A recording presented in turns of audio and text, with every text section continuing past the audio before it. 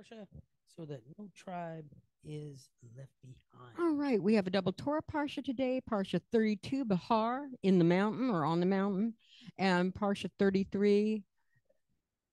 How do you say that, Shane? BeChukkotal. BeChukkotal. Okay, in my statues. I didn't want to slaughter that any worse than I had to. All right. So we're going to start with Leviticus 25 and 1. And Yahweh spoke to Moshe on Mount Sinai, saying, Speak to the children of Israel and say to them, when you come into the land which I give you, then the land shall observe a Sabbath to Yahweh. 6 years you sow your field, and 6 years you prune your vineyard and gather in its fruits. But in the seventh year, the land is to have a Shabbat of rest, a Shabbat to Yahweh. Do not sow your field and do not prune your vineyard. Do not reap what grows of its own of your harvest, and do not gather your grapes of your unpruned vine, for it's a year of rest for the land. And the Shabbat of the land shall be to you for food, and for your servant, and for your female servant, and your hired servant, and for the stranger who sojourns with you, and for your livestock and the beasts and that are in the land. All its crops are for food. And you shall count 7 Sabbaths of years for yourself, 7 times 7 years. And the time of the 7 Sabbaths of the year shall be to you 49 years. You shall then sound a ram's horn to pass through on the 10th day of the 7th month on Yom Kippur.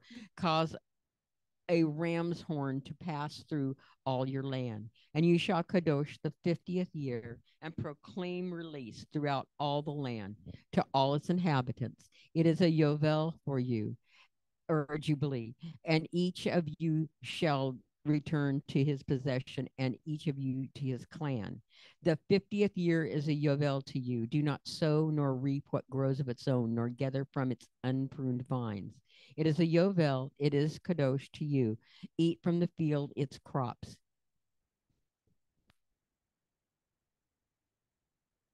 All right. Abba Yahweh, we thank you for allowing us to be in your house today.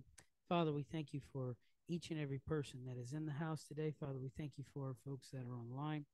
Abba, we just ask that you would touch our hearts and our minds, that we would be able to receive what we need from your word today.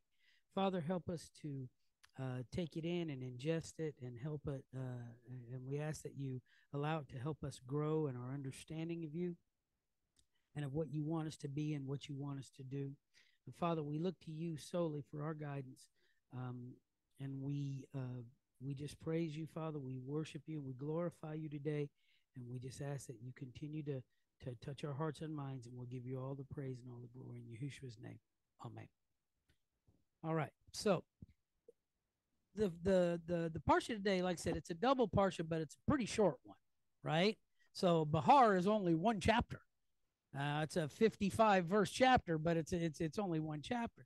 So anyway, again, it's a double Parsha. So here he is. He's telling them, he's telling them from the mountain, hey, this is, I want you to continue on these things. I'm going to tell you what you need to do with your land. Okay. So one important thing for us to remember is that no matter whose name is on the deed, right? No matter whose name is on the deed, Yahweh still owns it. We're just kind of renting it for a little while. You know what I'm saying? We're just kind of borrowing it. But anyway, remember, if he has a particular way that he wants his land to be taken care of, then that's probably what we should be doing. So let's read verses 2-4, please. Speak to the children of Israel and say to them, when you come into the land which I give you, then the land shall observe a Sabbath to Yahweh. 6 years you sow your field, and 6 years you prune your vineyard and gather in its fruit. But the 7th year the land is to have a Sabbath of rest, a Sabbath to Yahweh. Do not sow your field and do not prune your vineyard. Okay, so let's go to Genesis 2, verses 1-3, and let's see a little bit about this 7th day. How special. Genesis 2, 1-3. Thus the heavens and the earth were finished, and all the host of them. And on the 7th day Elohim ended his work which he had made, and he rested on the 7th day from all the work which he had made. And Elohim blessed the day and sanctified it, because that in it he had rested from all the work which Elohim created and made. So see, here's a very interesting point. Now we think of Abba Yahweh, and we think about him, he's juggling this and juggling that, and you know what I mean, got all going on, and he's paying attention to you and I, and every bird that's in, and the lilies in the field, and got a lot of stuff going on, making sure that that we have a breathable atmosphere, and just all kinds. He got all kinds of stuff going on, right? But the scriptures tell us that on the seventh day, that he rested from all his work that he had made. So the Father needs a rest. What makes us think that we don't need one? Because I guarantee you, none of us are as busy or have done as much as him. So I mean, if the Father needs a rest, we need one too. He gave us the Sabbath, right? He gave us a Sabbath so that we could rest as well. We can recharge, right? We spend the Sabbath day focused on who? On ourselves? No, we spend the Sabbath day focused on him, right? And that's part of this refreshing that we get. All right. Let's go to Mark chapter 2 and verse 27.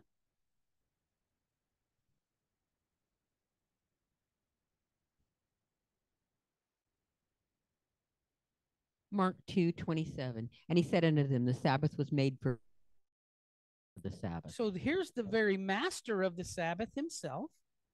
And what is he saying? Because at this time, the scribes and the Pharisees are like, oh, you guys are breaking the Sabbath, walking through this field and you guys are doing all this stuff. Well, how are they going to accuse the master of the Sabbath of breaking the Sabbath?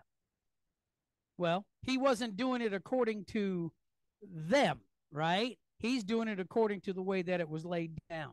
All right. He wasn't doing it according to what they thought was right. Okay. But here's the thing.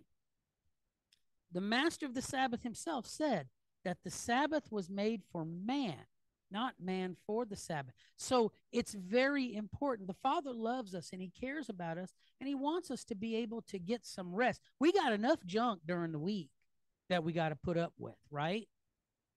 We got a lot of stuff. We got busy schedules, and life today is far busier than it was back in the day.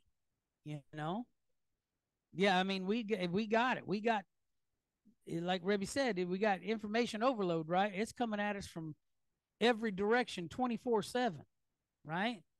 Life today is not like where it used to be, where you could kind of shut things off, right? You could shut the TV off, and if you weren't at home, you just missed a phone call. It showed up on your answering machine. I'm dating myself here, okay? But you didn't yeah, even before answering machines, you didn't know a person called at all.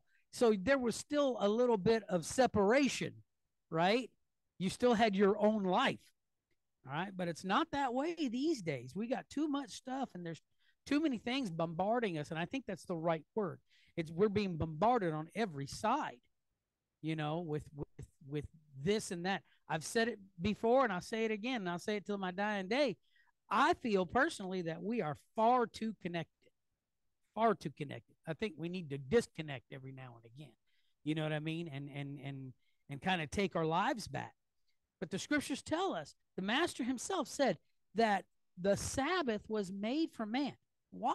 So that we could rest and recharge, right? So that we could focus on him, so that we could,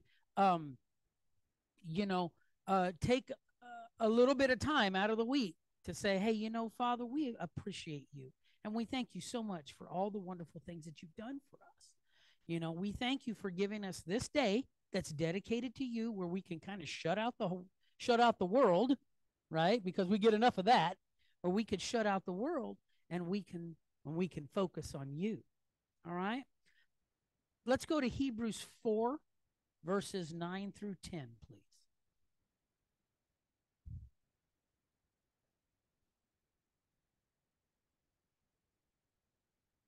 Hebrews 4, 9 and 10. There remaineth therefore a rest to the people of Elohim.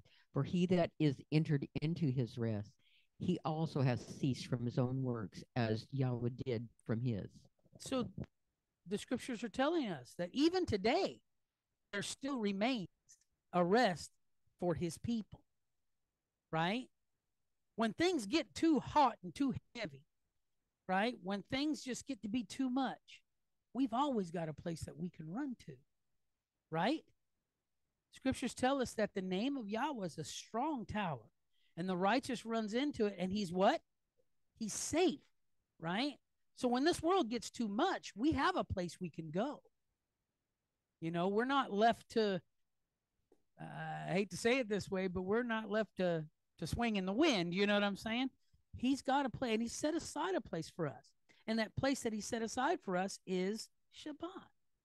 That's why it's so important, right? And he said here in this, just in these very first few chapters or a few verses, he said that not only did Yahweh rest, and not only does he want his people to rest, but guess what? He wants the earth to be able to rest too. There's a lot of people on this planet, far more than there used to be, right? And if it was important that the land rested back in those days, how much more important is it now? A lot of times we talk about the quality of the fruits and the vegetables and stuff that we get these days. And there's so much fertilization that's having to go on with, with chemicals and all kinds of substances and stuff just to try and put some nutrients back in the ground. You know, Rebbe, you're a fisherman. When you go to, sometimes you go to a small fishing hole and you don't get nothing out of there, right? That's because that hole has been fished out. And that's kind of how the land is getting these days, right?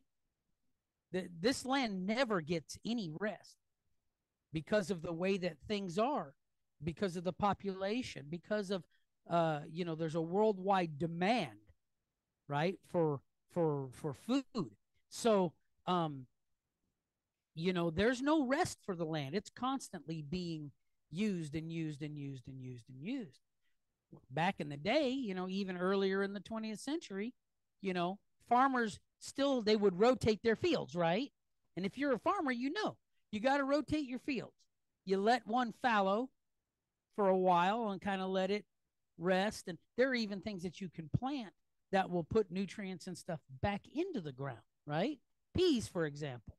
You can plant a whole field full of peas and just let them go. Just let them go. And they'll put all kinds of nutrients back into the soil. And then you can rotate your crops to and you can do stuff like that, right? But that's not the way that things are anymore. And unfortunately, the world has gotten away from this fundamental truth that we all need to rest. How many times have you heard somebody say, I'll sleep when I'm dead? I've heard a lot of folks say that. Well, I guarantee you one thing. My wife, I slept until 8 o'clock this morning. I was blown away. I couldn't believe it. I never do that. But I guess I was a lot more tired than I thought I was. And the earth is the same way. Okay? But like I said, unfortunately, the world's gotten away from this very basic, very fundamental truth. Let's go to Isaiah 58 and look at verses 13 and 14, please.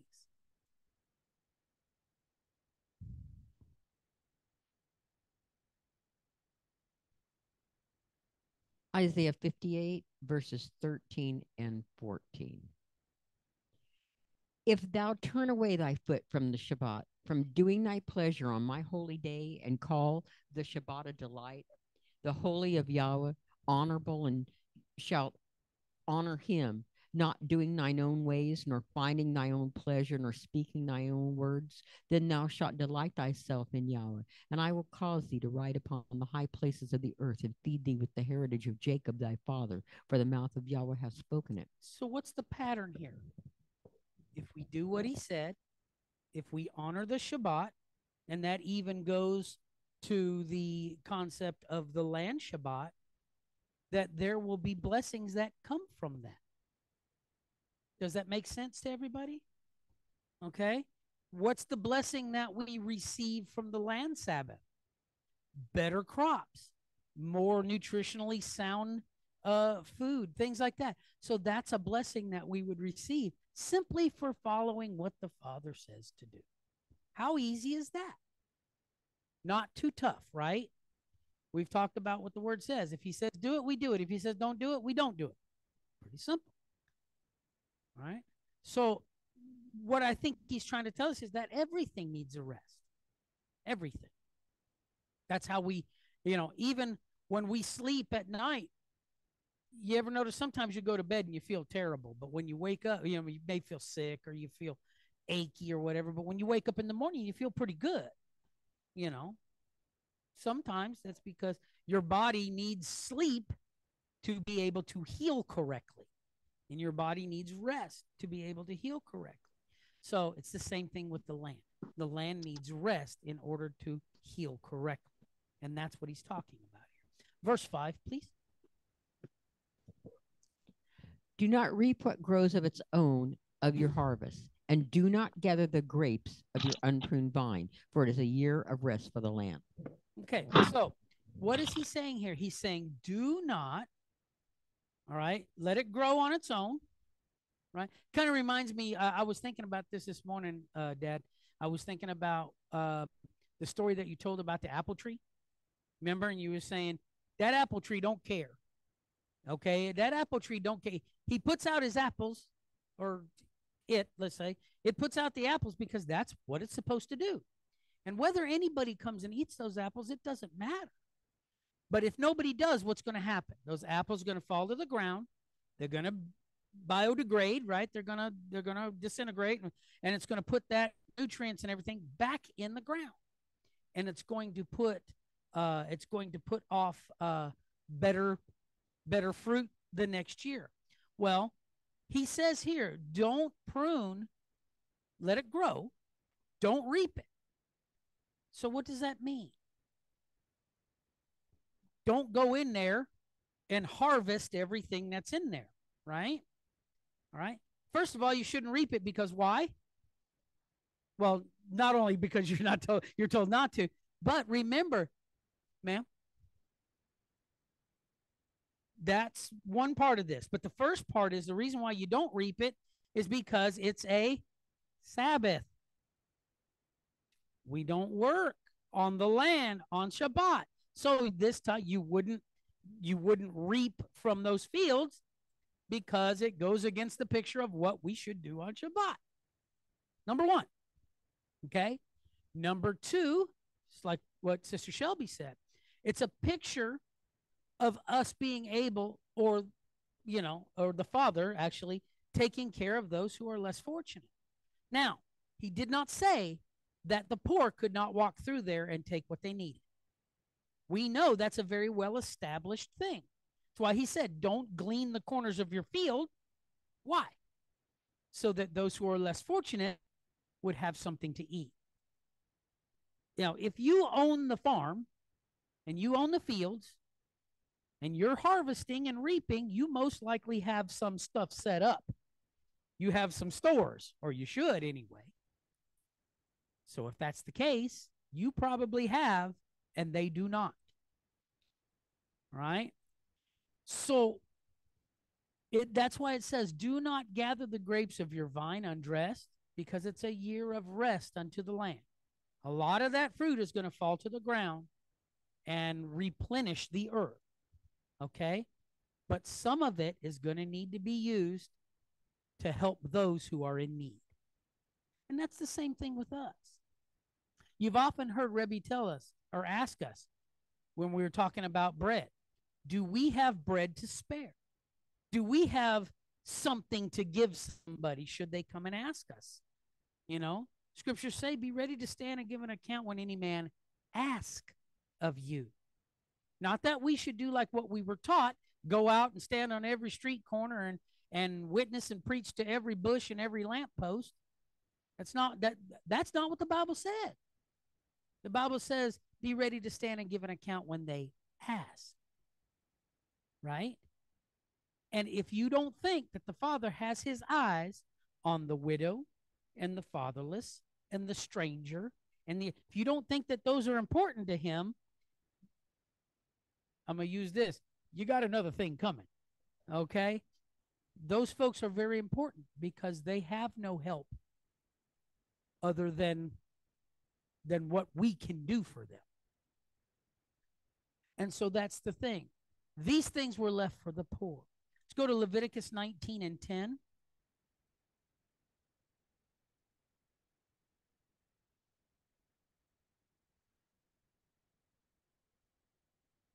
Leviticus 19 and 10. And thou shalt not glean thy vineyard, neither shalt thou gather every grape of thy vineyard. Thou shalt leave them for the poor and the stranger. I am Yahweh your Elohim. See, this is exactly what you're talking about, sis. Not gleaning the corners of your field. Right? That stuff is there for a reason, right? And you can't stop that vine from producing. You can't stop that plant from sprouting. You can't stop them.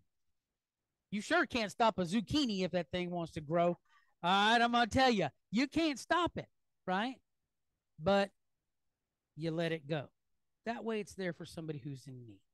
Let's also look at Jeremiah 49 and 9, please.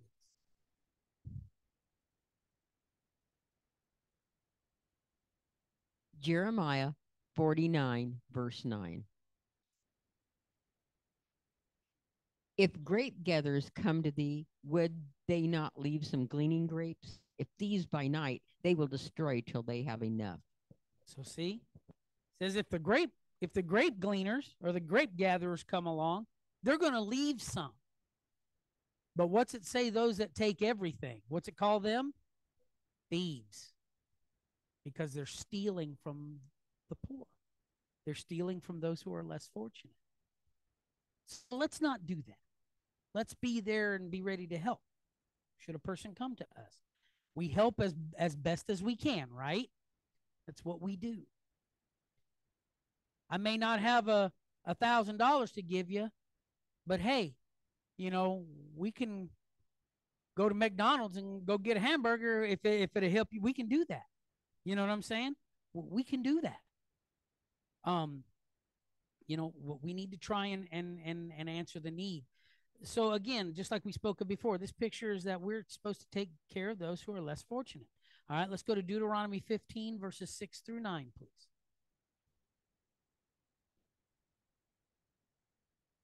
I did. Deuteronomy 15, verses 6 through 9. For Yahweh thy Elohim blesseth thee, as he promised thee. And thou shalt lend unto many nations, but thou shalt not borrow. And thou shalt reign over many nations, but they shall not reign over thee. If there be among you a poor man of one of thy brethren within any of thy gates in thy land which Yahweh thy Elohim giveth thee, thou shalt not harden thine heart, nor shut thine hand from the poor brother. But thou shalt open thine hand wide unto him, and shalt surely lend him sufficient for his need in that which he wanteth. Beware that there be not a thought in thy wicked heart, saying, the 7th year, the year of release is at hand, and thine eye be evil against the poor brother, and thou givest him not, and he cry unto Yahweh against thee, and it be sin unto thee.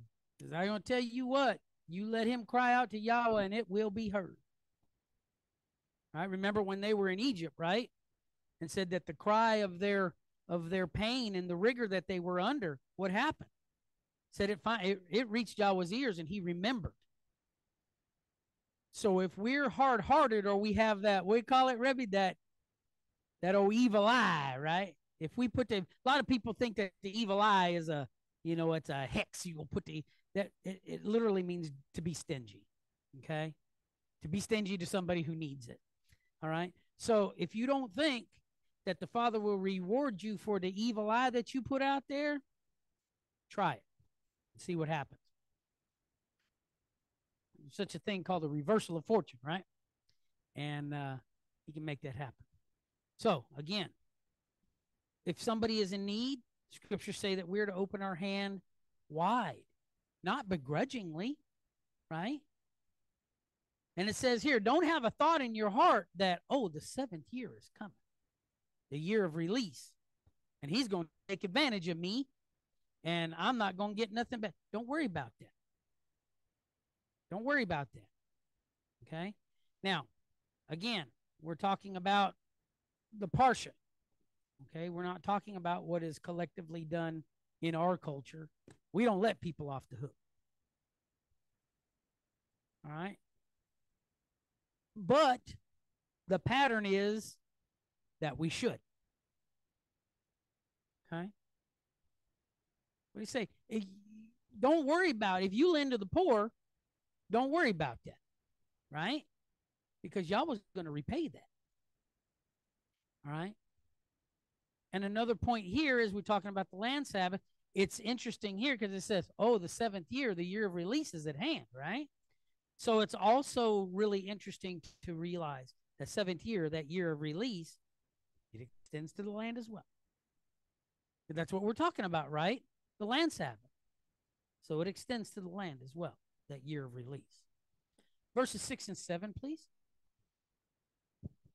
And the Sabbath of the land shall be to you for food, for you and your servant, and for your female servant and your hired servant, and for the stranger who sojourns with you, and for your livestock and the beasts that are in the land. All its crops are for food. Okay, so this used to really confuse me. This particular couple of verses used to really confuse me because he said, don't go out there and reap it, right? But then he comes right back and says, it's going to be food for you. And I didn't understand it. So what do we do with something that we don't understand? We just put it on the shelf, right? What'd you say, sis? Yeah, we do. We pray, but we put it on the shelf. And we say, I don't really understand that. We don't throw the baby out with the bathwater, right?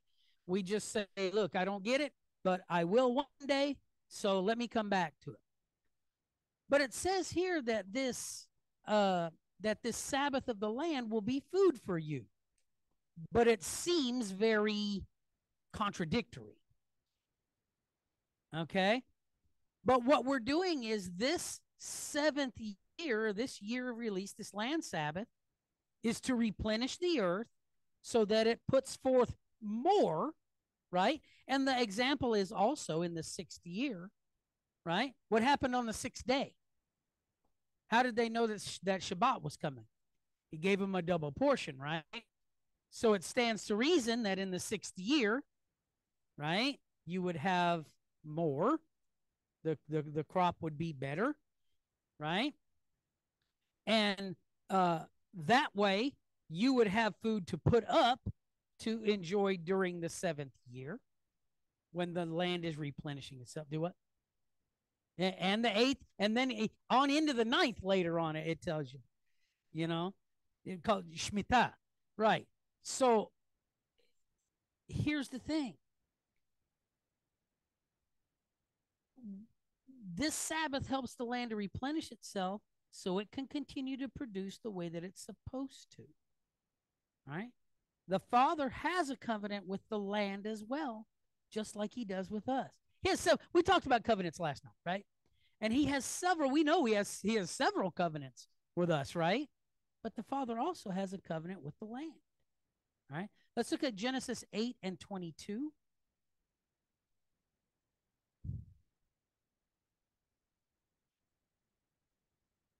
Genesis 8 and 22. While the earth remaineth, seed time and harvest, and cold and heat, and summer and winter, and day and night shall not cease. So the Father's got a covenant with the earth that seed time and harvest is always going to be there. Day and night is going to be there, right? Winter and summer is going to be there. All right? The heat and the cold. And Mom said, it's too much cold. I don't know how she stays cold all the time. But the point is, he's got a covenant with the earth, right? Let's go to Jeremiah 33, 19 through 21, please. Jeremiah 33, 19 through 21. And the word of Yahweh came unto Jeremiah, saying, Thus saith Yahweh, if ye can break my covenant of the day and my covenant of the night, and that there should not be day and night in their season, then may also my covenant be broken with David my servant, that he should not have a son to reign upon his throne, and with the Levites my priests, my ministers. So it also says that he's got a covenant with the day and with the night, right? So the fact remains that he has a covenant with these things as well. What did Yahushua say? If we didn't praise him, what was going to happen? That the stones, the rocks would cry out, right? So like I said, he's got a covenant with the earth just as much as he does with you and I. because this earth is important to him. And this Shabbat, it may sound like something weird or something foreign to us, but this Shabbat is there to assure that the earth continues to do what it was made to do. Pure and simple. The earth was made to do what? To give us a habitation. Part of a habitation is having something to eat. We got to put food in this body, right? Because if we don't, what happens? We're going to starve and die. Right? Scripture says there's a famine in the land, right? Not for meat or drink, okay, but for the word of Yahweh. So guess what? You don't feed the spirit along with feeding the body, you're going to starve and die.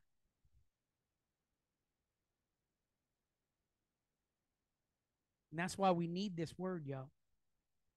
We need these covenants and these statutes and these ordinances. Why? So we can do and continue to produce the way that we were made to do. Pretty simple. Grace don't give you free reign to just go and do what you want to. It doesn't work that way. I know that's what a lot of folks believe, but that's not how grace is. Right? Grace is giving you a time to get things back on track.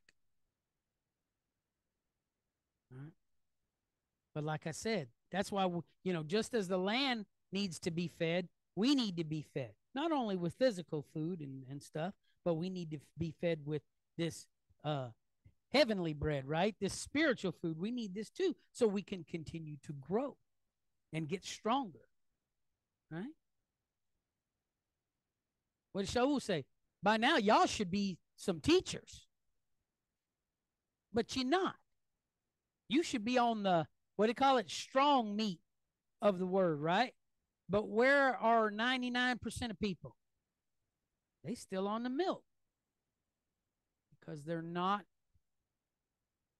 growing.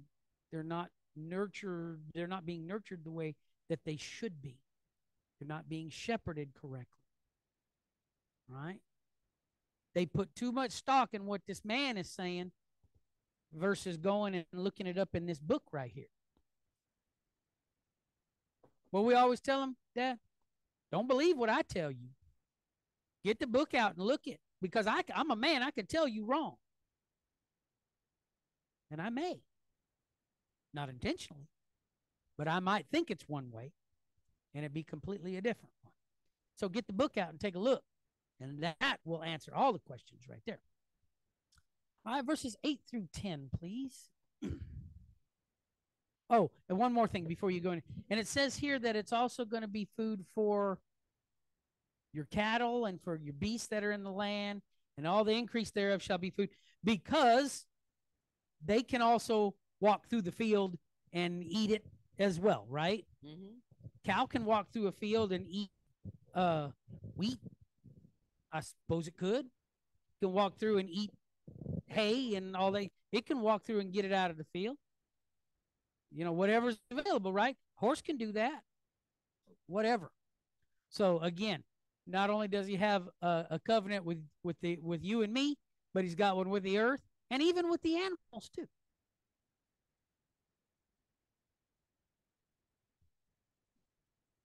Right. Yeah, you wouldn't, again, you wouldn't be plowing with them or whatever. Now, they may have other uses on the farm, okay, like grinding wheat or whatever, but it would still be a rest for them as well, because they wouldn't be doing the amount of toil that they normally would be. Yes, ma'am.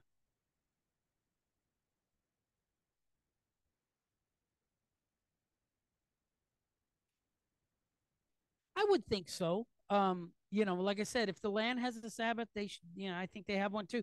We know that you can, you got to give your animals some rest. Now, there's certain animals that have to take dairy goats, for example. If you don't milk them, you can get mastitis, there's diseases, there's all kinds of things, right? But maybe one year, maybe give them a break 1 year and don't breed them, right? Don't, and give them some time to kind of and just, let them do their thing. Turn them out in the field, let them put them out the pasture, whatever, but they get a break too. That's all part of it, There's nothing on this world that was meant to run 24 hours a day, 7 days a week, 360. There's nothing that was made to do that. Even after a while, that Timex watch will go bad on you. You know what I'm saying? But and Energizer batteries do end up dying after a while. So, like I said, there's nothing that lasts 24 hours a day, 7 days a week. I say the candle that burns twice as bright burns half as long, right? So, again, yes, they need some rest too. They're not above us, but they need some rest too. All right, so go ahead with 8 through 10. I'm sorry about that. That's right. And you shall count 7 Sabbaths of years for yourself, 7 times 7 years. And the time of the 7 Sabbaths of years shall be to you 49 years. And you shall then sound a ram's horn to pass through on the 10th day of the 7th month on Yom HaKippurim, because a ram's horn to pass through all your land. And you shall kadosh the 50th year and proclaim release throughout all the land to all its inhabitants. It is a yovel for you, and each of you shall return to his possession, and each of you return to his clan. So, Jubilee, the 50th year. Does this sound kind of familiar? This 50, right? Shavuot, or what we call the Feast of Pentecost, right? So you've got 50 days, 50 years, okay? So they mirror each other, all right? And what I thought was really, really interesting about these particular, and this just brings up a good point, because he's talking about 7 Sabbaths of years, 7 times 7, right?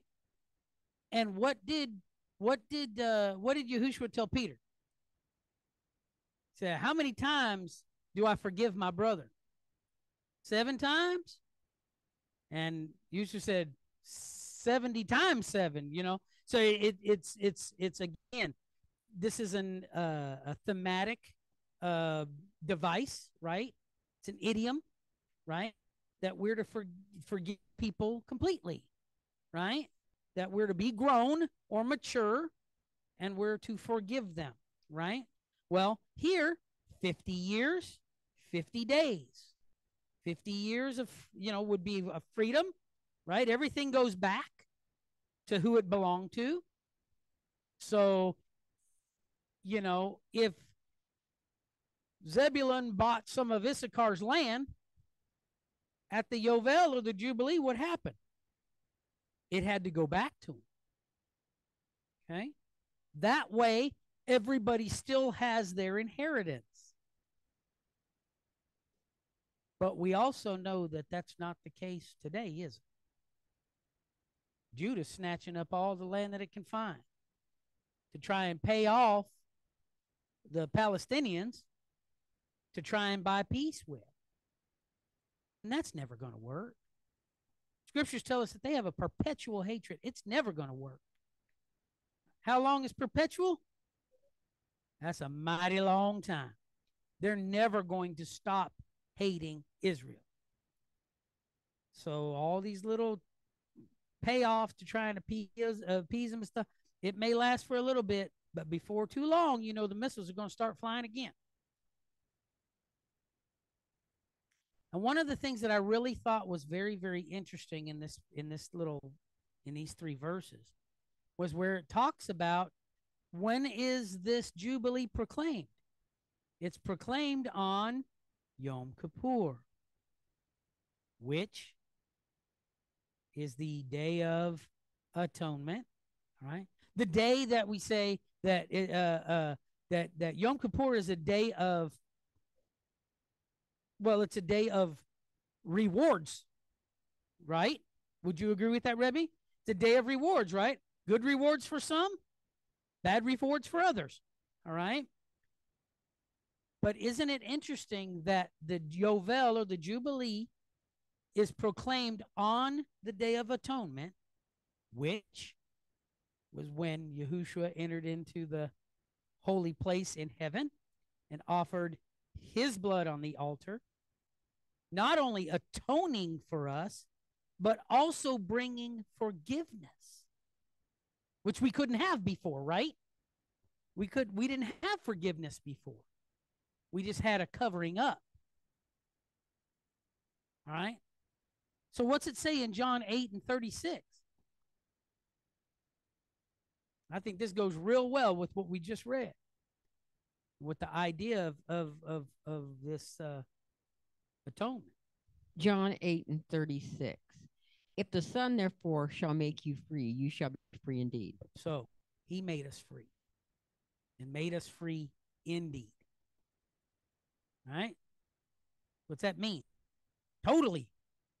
He completely made us free. Free from what? Free from the Torah? No. Free from the statutes and the ordinances? No. Free from that mean old God of the Old Testament? No. He set us free from the man-made ordinances and the divorce decree that was written against us.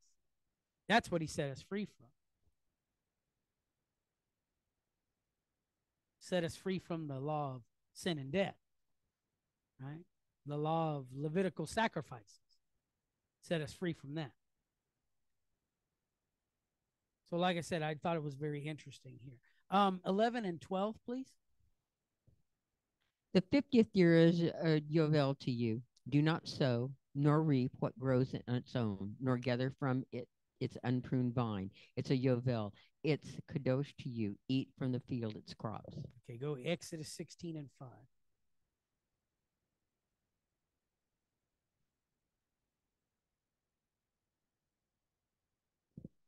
Exodus 16 and 5. And it shall come to pass that on the 6th day they shall prepare that which they bring in, and it shall be twice as much as they gather daily.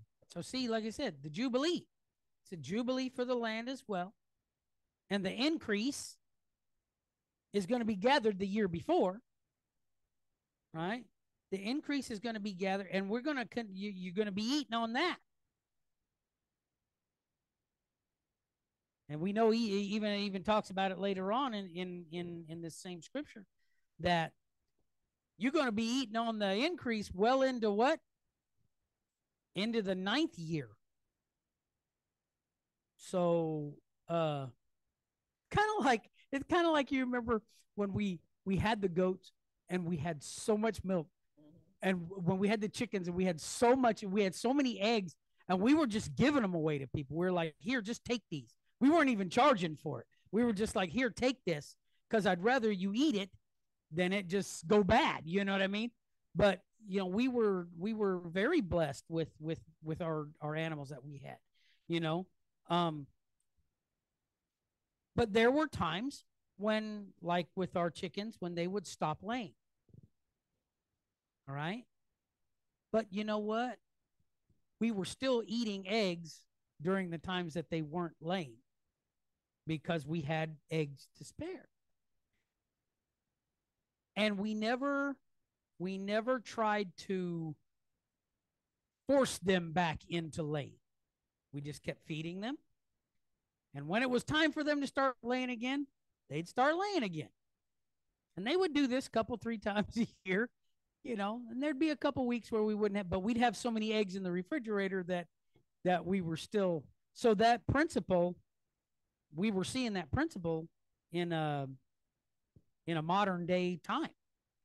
You know, we were eating off the old stuff, off the old stock. And I promise you that it still made good scrambled eggs and fried eggs and egg salad and whatever else we could make out of it.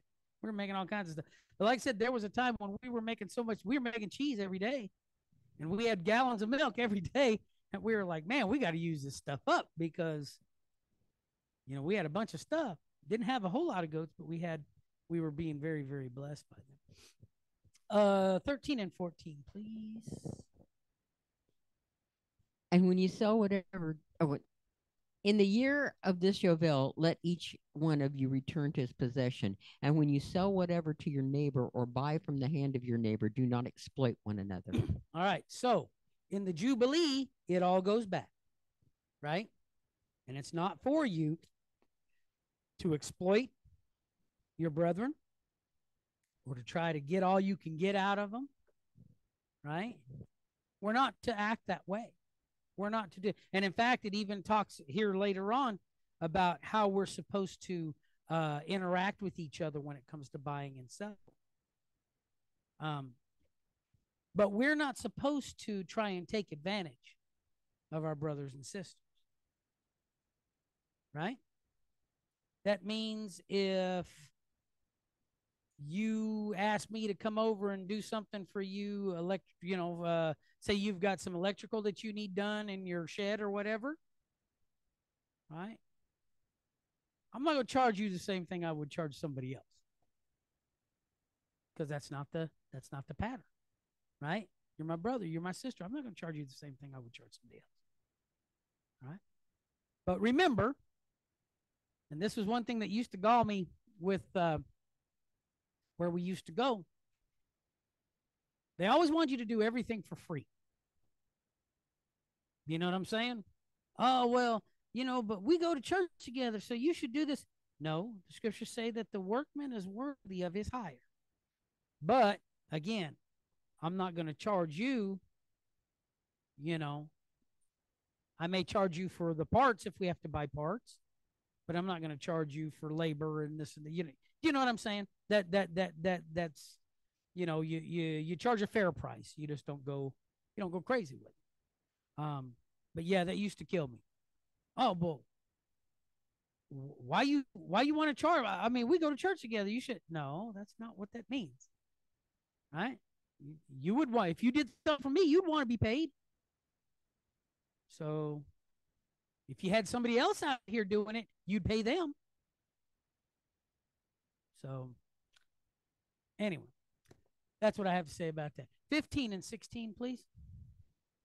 According to the number of years after the Yovel you buy from your neighbor, and according to the number of years of crops he sells to you, according to the greater number of years, you increase its price, and according to the fewer number of years, you diminish its price, because he sells to you according to the number of the years of the crops. So this is what we're talking about, being fair in our dealings, business dealings, in our personal affairs, right? Being fair, all right? What does it say, Leviticus 19 and 36?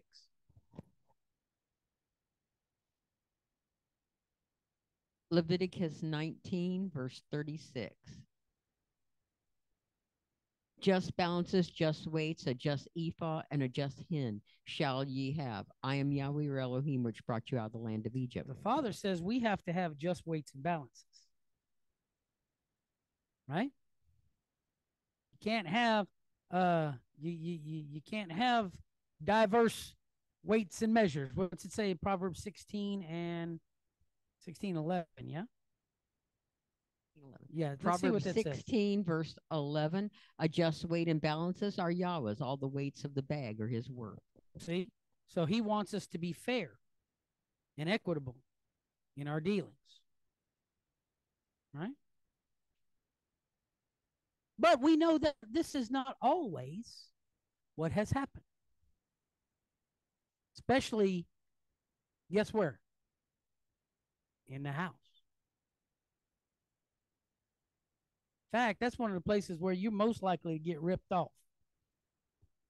And it's sad to say. But let's go to Amos 8, verses 4 through 7. Amos 8, 4 through 7. Pay attention to what I'm telling you here. Hear this, O ye that swallow up the needy, even to make the poor of the land to fail, saying, when will the new moon be gone, that we may sell corn, the Sabbath that we may set forth wheat, making an ephah small and the shekel great, and falsifying the balances by deceit, that we may buy the poor for silver and the needy for a pair of shoes. Yea, ye sell the refuge of the wheat. Yahweh hath sworn by the excellence of Jacob, surely I will never forget any of their works. Okay, so if we're not fair in our dealings, and we're not honest and above board and upfront about all these things, what's it say here? Yahweh's not going to forget it. He's not going to forget it. Right? So we need to be fair and equitable. And I know it's, because there's a lot of people out there that are doing all kinds of shady stuff and they're succeeding. Right? We're struggling, but they're succeeding. Right?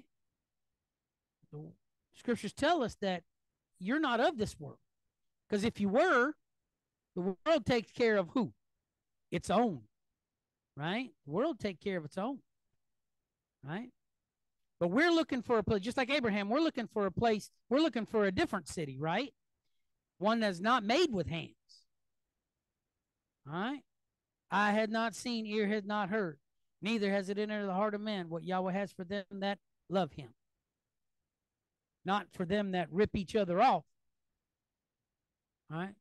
Go to let's see what the psalmist, this is Asaph.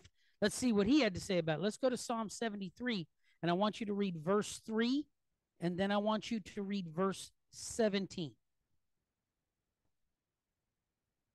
For I was envious at the foolish when I saw the prosperity of the wicked. Okay, so hold on. So Asaph, right, the psalmist, he says, I was envious of the foolish, he calls, right? Those who are doing the things of the world. I was envious of them. Right? At the wicked, or at the prosperity of the wicked. Here's these people doing all kind of things just anyway. They're not caring about what the scriptures say. They don't care about Yahweh or his word. They don't, but here they are thriving. And he said, I was a little jealous. My jealousy come up, huh? Yeah. Huh, Rebbe? My jealousy come up. And I didn't understand. And he goes on to talk about it a little bit more, about what they are and how they do things. But in verse 17, he makes a very, and a lot of times if we step back and just kind of look at it and we look for the pattern, right? We can take what we see in the world today and match it to something that happened back in the scriptures, right? Because like I told them boys at work a couple of days ago, Ecclesiastes said that there's nothing new under the sun. If it happened then, or if it's happening today, it happened back then, right? You got people that's swallowing up old folks and poor folks and people who are destitute, and they're doing it. Why? Just so that they can get over. But let's take a look at what verse 17 of Psalm 73 says. Until I went into the sanctuary of El, then understood I their end. Okay, so he says that he was envious until he went into the sanctuary of Yahweh. And then what? Then he understood their end.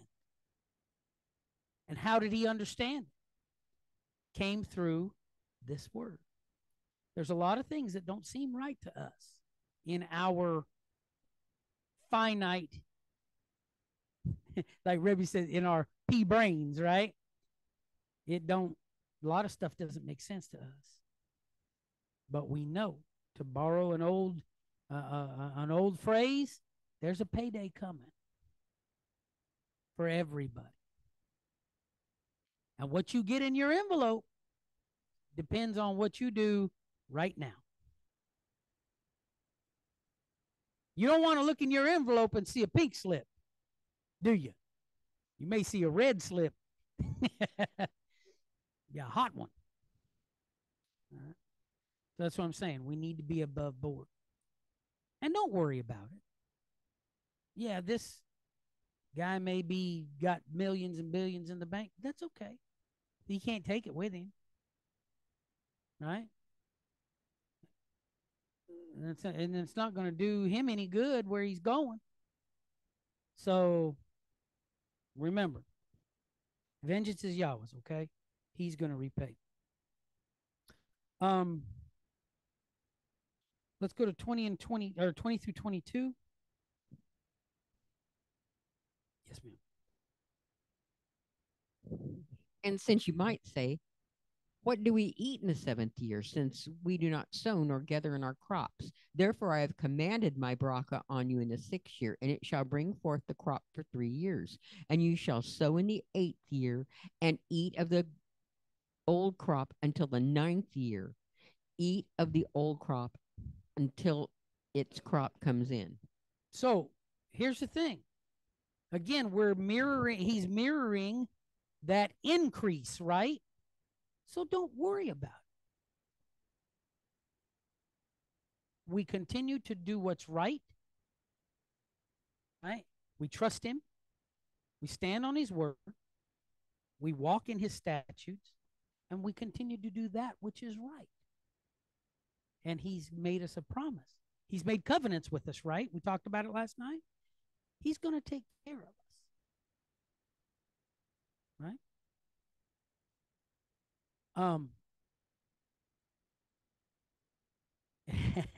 It's just an old story I heard one time. Said this guy he was talking to an elderly lady. This is way back in the day.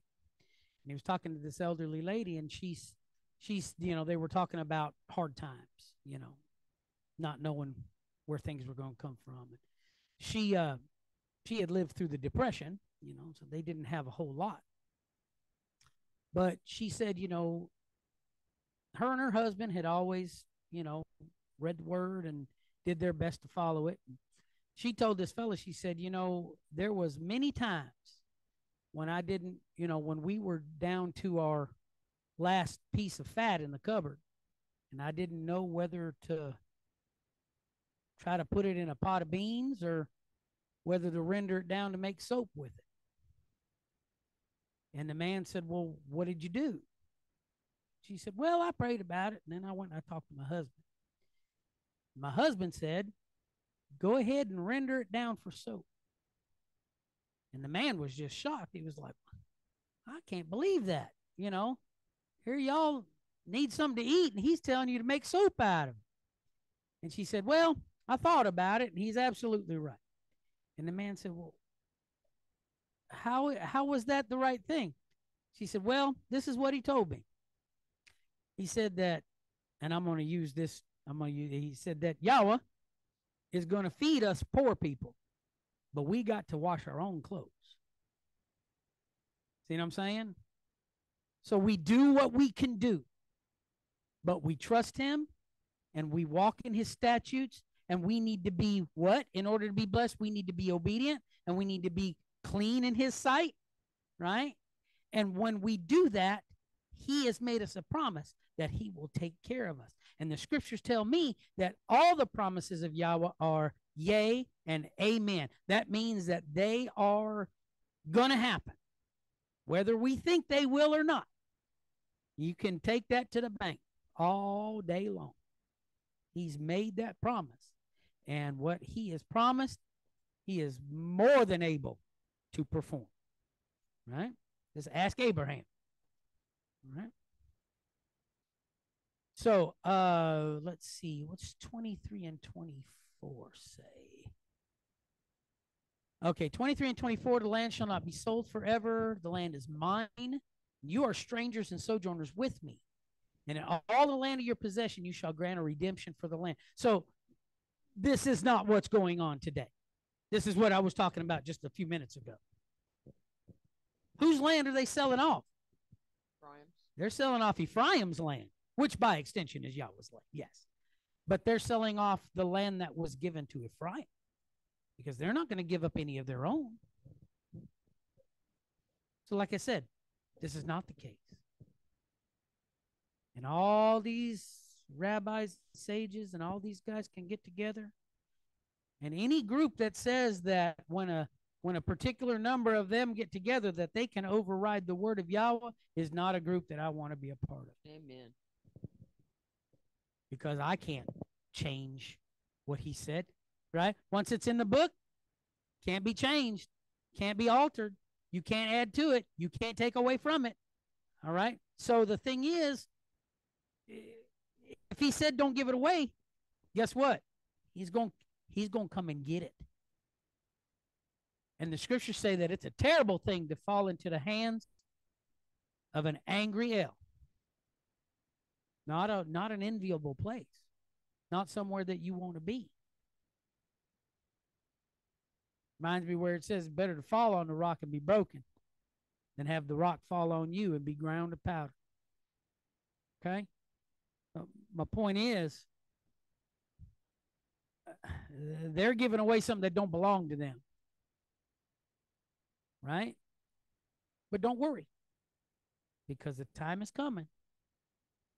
He's going to get it back.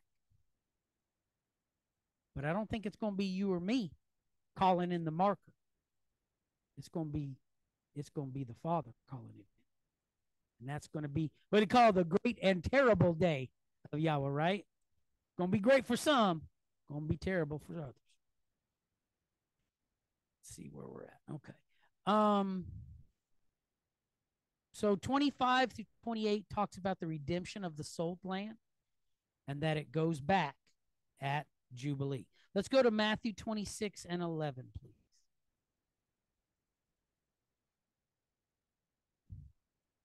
Matthew 26 and 11. For ye have the poor always with you, but me ye have not always. So see, that's the thing. There's always going to be poor folks. We're always going to have poor folks. We may think that we're poor, but I guarantee you, there's always going to be somebody who's worse off than you are. Always. And so what do? Do what we can. Right? Do our best to take care of our brothers and sisters. You know, and remember, we're always going to have the poor. And who knows? You know, there may be a day when you're there and you'd want somebody to open their hand to you. So, you know, the ability to take and put yourself in somebody else's shoes is an incredible tool because it helps you to see what it just may be like to be in somebody else's shoes.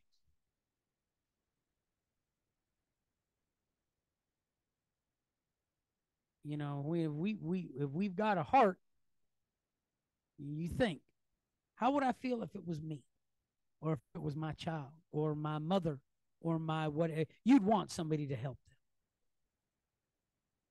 So we need to do that. We need to put others before ourselves, right?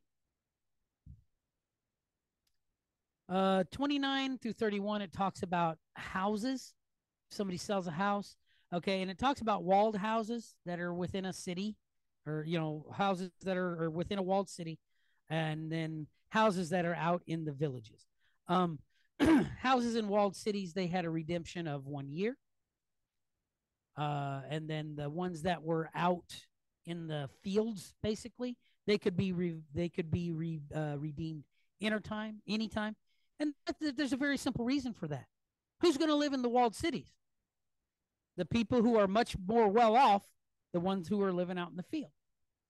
So they may have the funds to redeem that house or that dwelling within a year, where these guys won't. So again, it's equal weights and measures, right? They've got more, so their time is a little shorter. These folks out here don't have as much, so they get a little bit longer period to redeem things. Because remember, in this society, this was an agrarian society, what you had was your wealth. Okay? Your livestock, your children, your land. That was your wealth. It wasn't what you had in the bank. Oh, man. So, picking back up, if we look at verses 32 through 34 of Leviticus chapter 25, it talks about the Levites now. So what happens with the Levites' property, right? Because even though the Levites didn't have an inheritance, their inheritance was the service of the tabernacle. So even though they didn't have an inheritance like the rest of them, they were still provided for.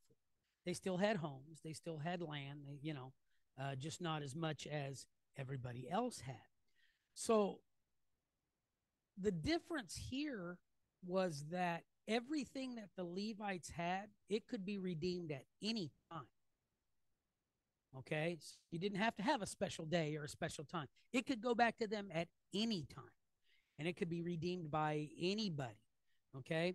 Um, and the thing is also one way that he provided for them on top of their service and the sacrifices and things. They're part of the sacrifices, the holy things of Yahweh that people would bring, was that their fields. Now they had their own cities. They had the cities of refuge, but their fields were never to be sold. So everybody else could sell their fields. They could sell, Judah could sell fields, and Reuben could sell fields and all, but Levi, their fields were never to be sold.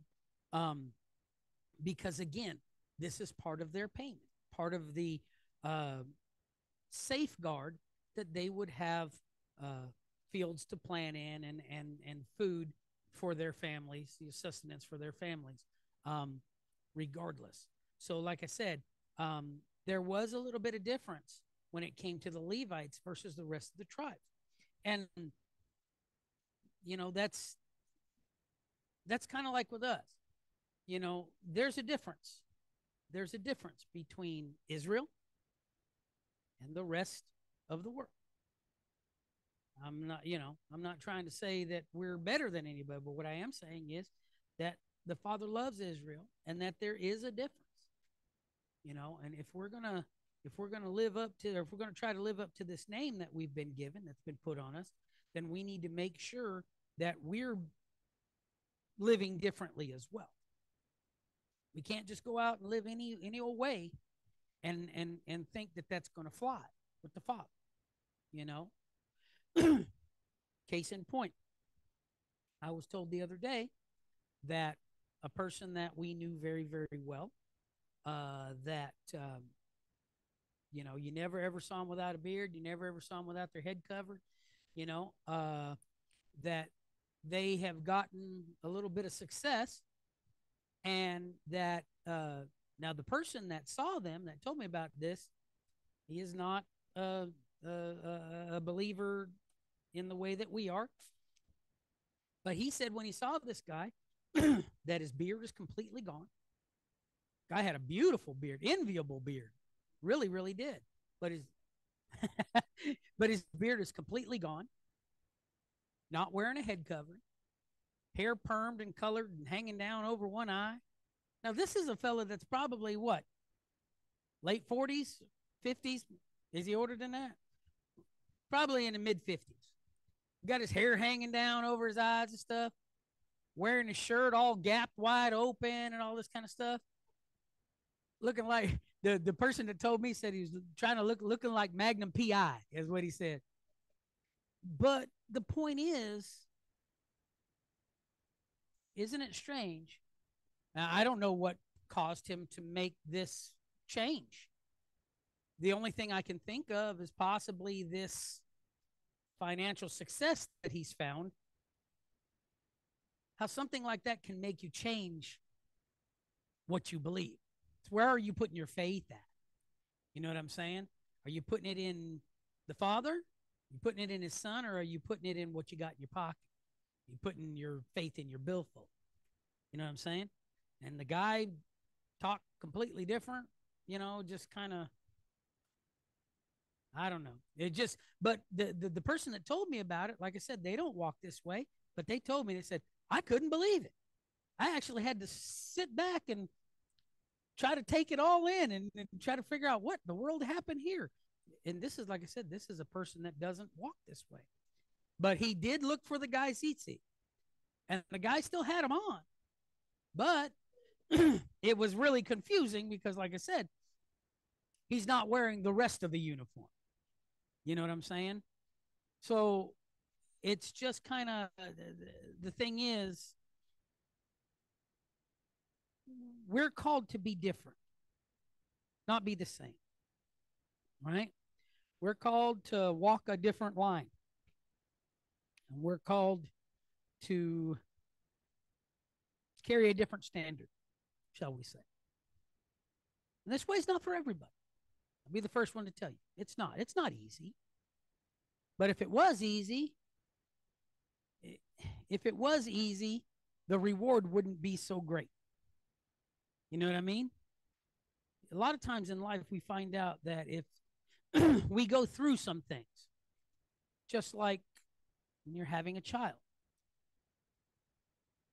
ladies, you carry this baby for so long, and it causes changes in your body, and aches and pains and physical things happen, and there's a lot of pain when you're in labor and all. And I don't know personally, but I have been told that after the baby comes, though, that you kind of forget all of that stuff. And you realize, hey, this was all worth it. And it's kind of the same way with this walk. We take this walk in, we nurture it, right? We grow with it. It's like a lady grows with the child that she's carrying. We grow with this word, and we grow with this message.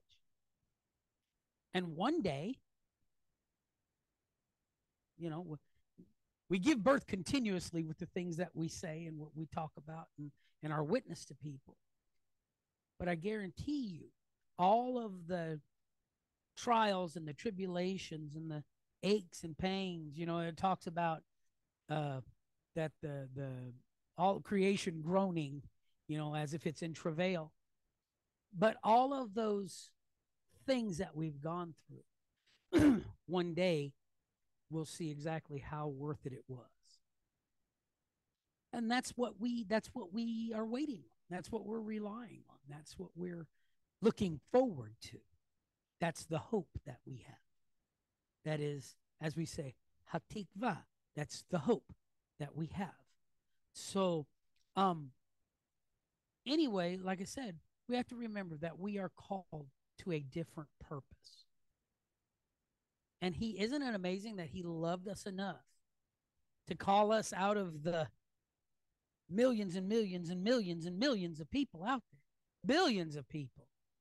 But he saw fit to call this one and this one and this one and this one and bring them out of darkness, as the scripture says, into his marvelous light. Okay, I know I quoted a lot, but that's what it in 2 Corinthians talks about. I had not seen, and ear has not heard. We ain't got a clue what it's going to be like, y'all.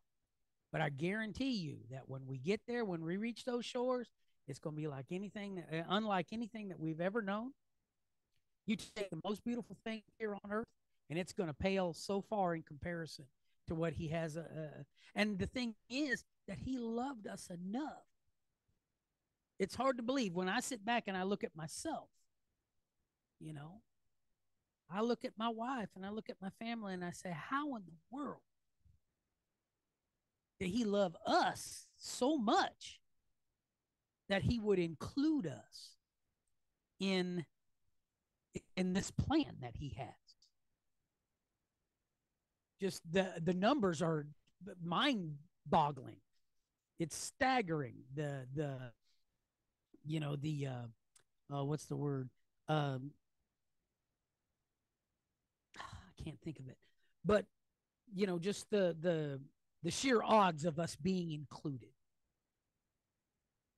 It's even better than that. You know what I mean? It's even better than that because the lottery, why it makes things easier here, you know what I mean? Those are treasures that, say, rust and moth does corrupt. But we're going to a place where where the thief can't reach it, and the worm and the moth, they can't spoil it for us. Oh yeah, the odds are even more than that. You know what I'm saying? So I mean, think about it. That's right. It's not even worthy to be compared. So all the things that we go through down here, it's nothing compared to what he's got waiting on us. And to me, that's pretty awesome. I don't know about you, but that's pretty awesome. Like I said, I think about it myself a lot. And I think about, wow, I can't believe that this little guy from Fontana, California, that he cared enough that he would want to include me in this incredible Yeah, plan. Thank you. I'm just I'm humbled by it. Any of us that he take all of our backgrounds, where we come from, and what we saw when we grew up, and you know what I mean. But he's truly a master chess player. He takes and he puts things and he puts people and things and he sets it all up. Yes, ma'am. 2 and 9, I believe. Is it First Corinthians? Okay, but it's 2 and 9 is the verses. Sorry, y'all. I get the firsts and seconds tied up, confused sometimes. But I knew it was 2 and 9. So anyway, like I said, it,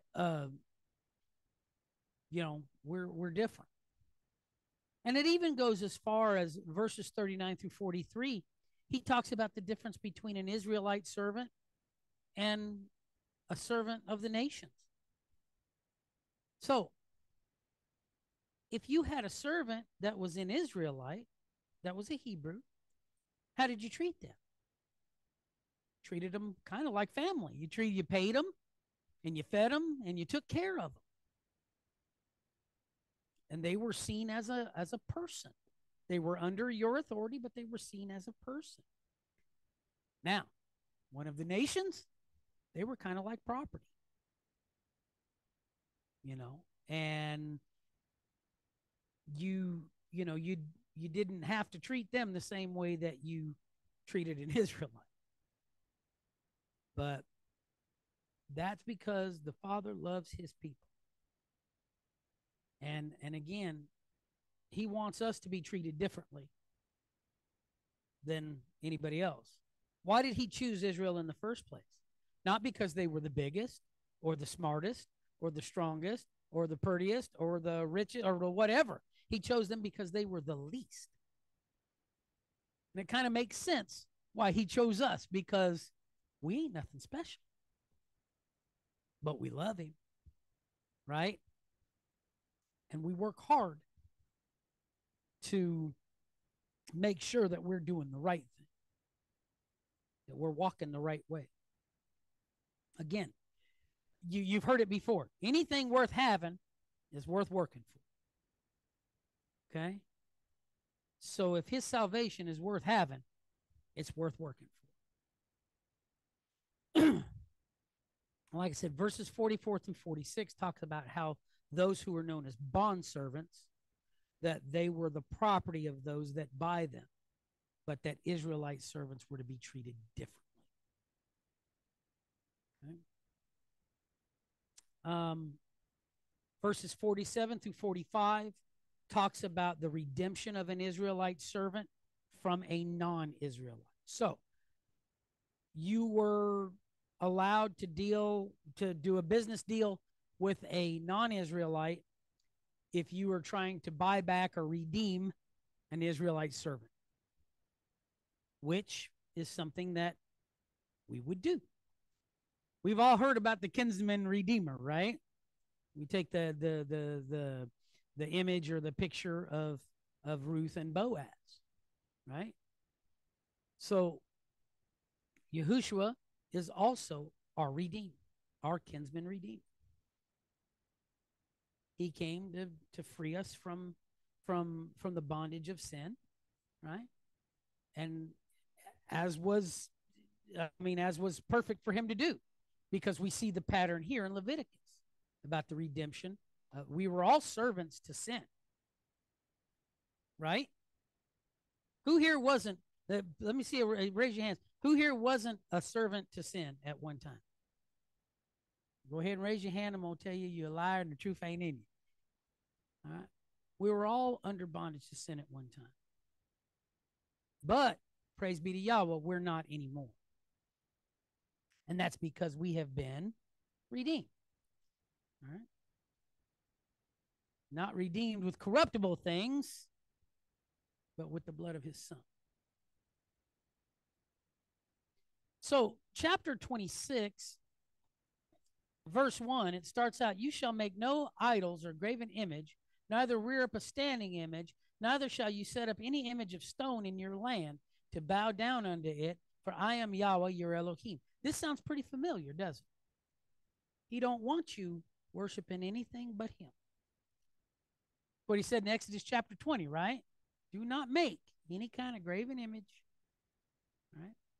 To bow yourself down to it, of anything in heavens or on earth or under the earth or in the ocean or don't. We're not to do that. Not what we're supposed to do, right? You shall love Yahweh your Elohim, and him only shall you serve. Who said that? Yahushua did. So if he said, him only shall you serve, who should we be praying to? We pray to Yahweh in Yahushua's name. That's what we were told to do. Don't pray to Yahushua.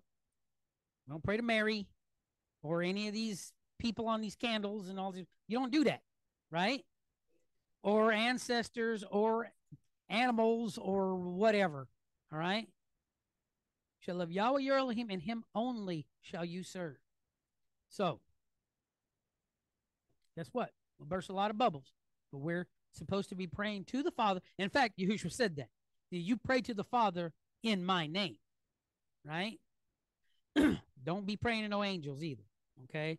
They can't hip you, all right? Guardian angels or any of that kind of stuff. Don't be praying to none of that, all right? Pray to the Father in the Son's name, okay? Verse number 2 says, you shall keep my Shabbats and reverence my sanctuary.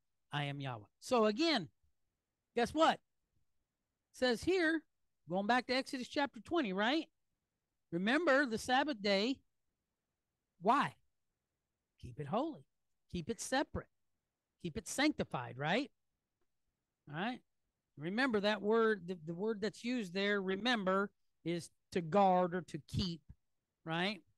So make sure you grab a hold of the Shabbat and hang on for dear life.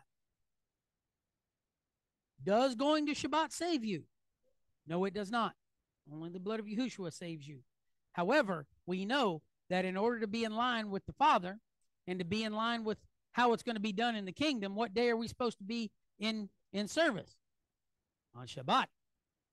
I don't think when the new city comes down, he's going to say, all right, y'all, it's Sunday. Get on in here. He ain't going to tell you that. You're going to be expected to know. Because if you show up to worship him and you show up on the wrong day, ain't nobody going to be there. That's what I'm saying. The door's going to be closed. Ain't nobody going to be there. Shane. Ma'am. That reminds me of when we first transitioned from a church to a Masonic assembly, and Dad had to get up and tell everybody. He told them he was so sorry that he had taught them wrong. He taught them what he knew to be right, but he had found out that it was wrong. Mm-hmm. And he said, "Do not come next Sunday." And everybody just looked so crazy at him. And he said, "Because we won't be here." He said, "You come on Saturday. That's the Sabbath, and that's when we'll be here." Mm-hmm. Of course, they didn't. Well, of course. But he did. He stood up and told them, "Don't come because we won't be here." Right. So, like I said, we got to know the rules. We got to know the rules for living in the kingdom. Because if we don't, we're going to show up on the wrong day. And we're going to show up with the wrong sacrifice. And we're going to show up with the wrong attire on. And we're going to show up with clean shaven. And we're going to show up with no head cover. And we're going to show up with no tzitzit. And we're going to show up trying to think we can bring a potluck of smothered pork chop. You see what I'm saying? That's what we think we're going to do. But if we're not going to be able to do that, if we're following the rules.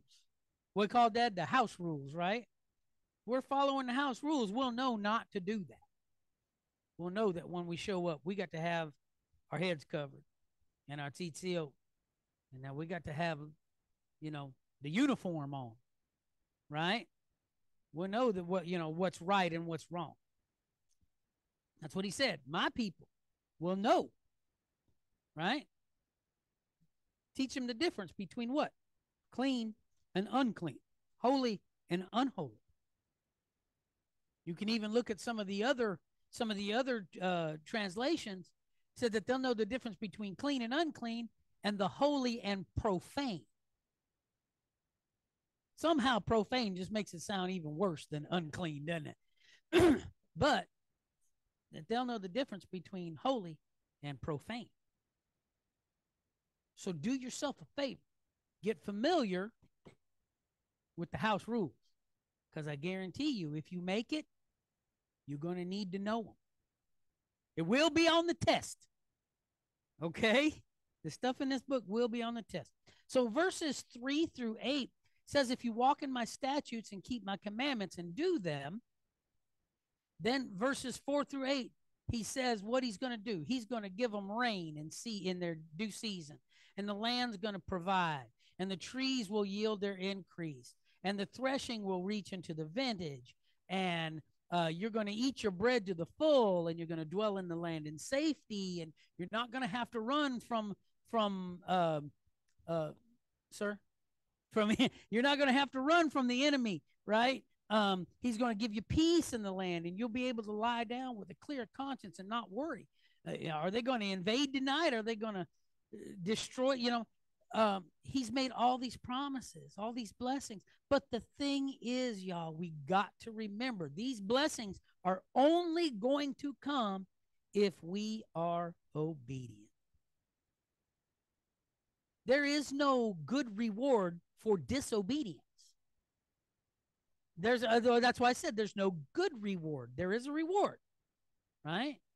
Scriptures have taught us that there's a reward for everything that we do.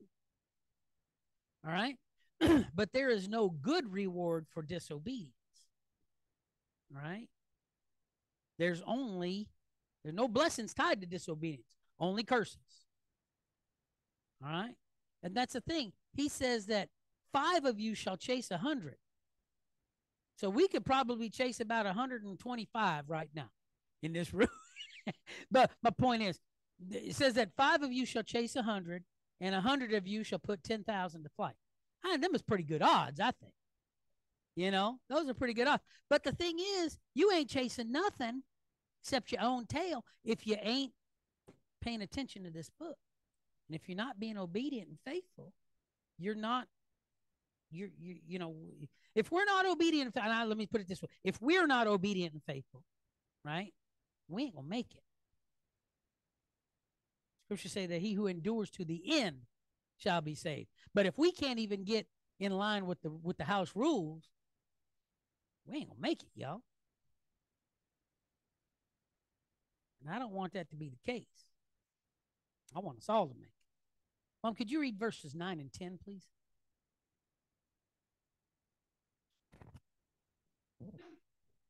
I shall turn to you and make you bear fruit, and shall increase you, and shall establish my covenant with you.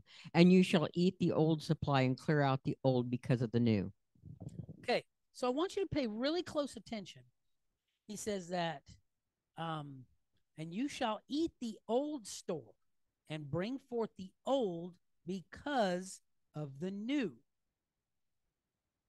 I think that this actually says a whole lot more than what it looks like on the top level.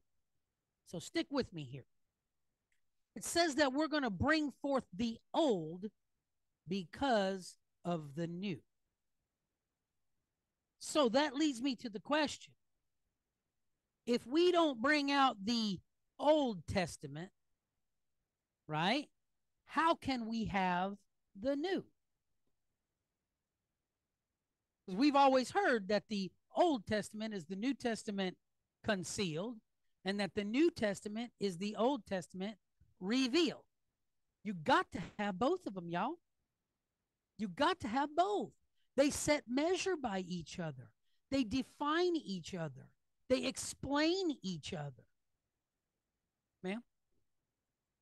Use this.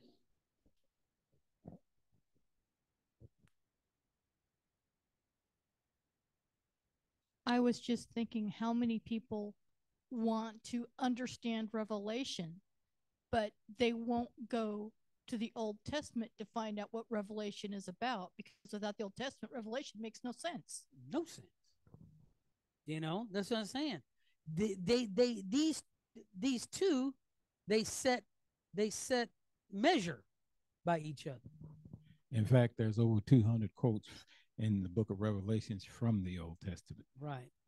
Right. Over 200. Well, and think about it too, that there's, if you took all of the Old Testament references and quotes out of the New Testament, you'd lose about 85% of it.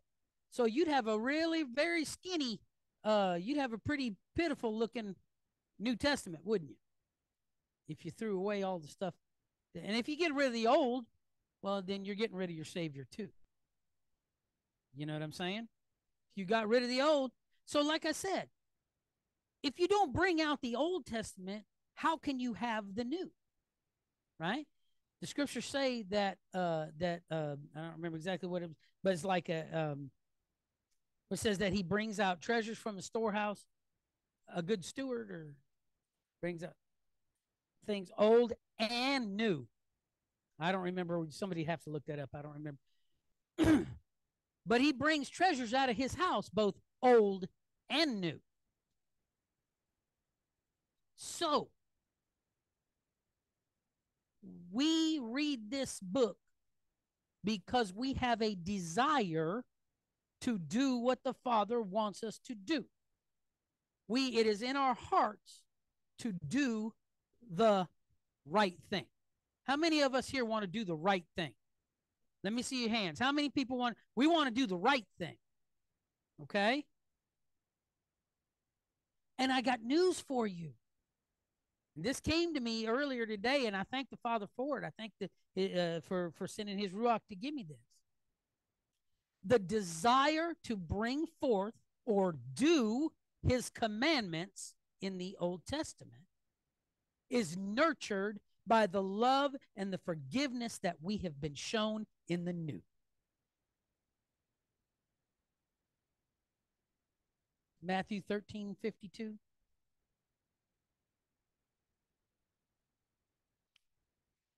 Okay. The desire to bring out or to do the commandments that we see, because he said, if you love me, keep my commandments, right?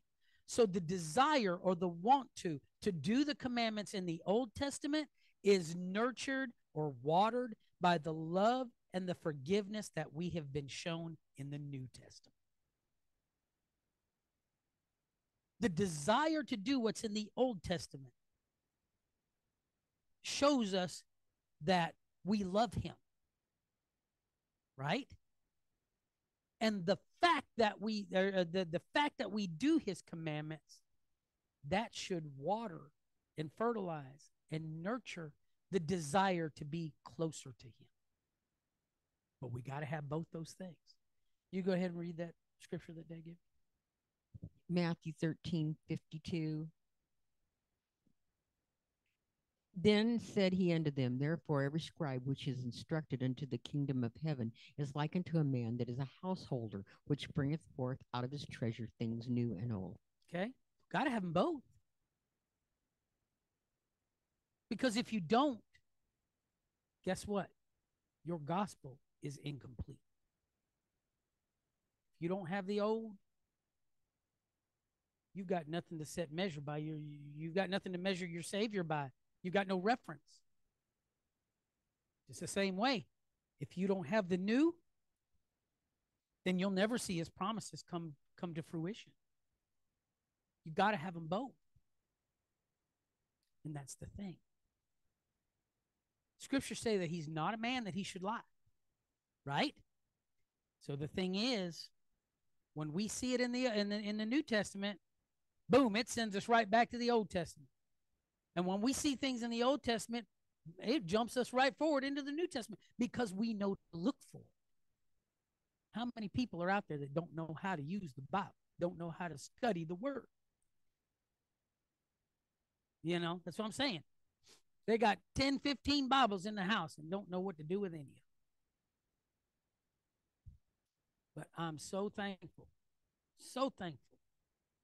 And I bless the Father for giving us the understanding that we're to put things together, not tear them apart. And we can see his Son in everything.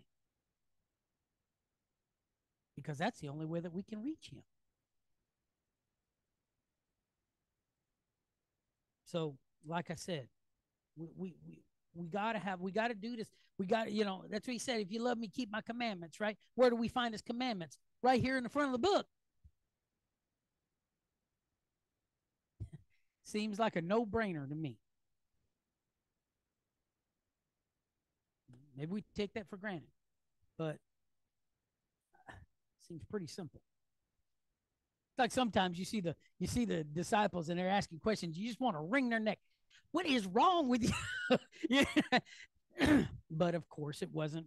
Their understanding wasn't. Their understanding isn't what it should have been. But again, it's progressive revelation. We've learned these things. But again, let's remember, we got to bring out treasures both old and new. We got to. In order to have the full picture, we got to have old and new, or we only get part of it. And when we only get part of it, it's incomplete, right? It's not grown, it's not mature, it's not perfect. All right.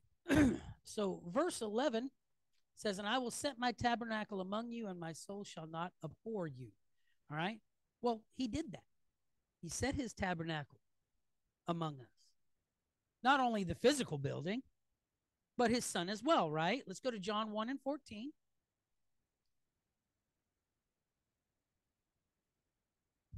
John 1, verse 14.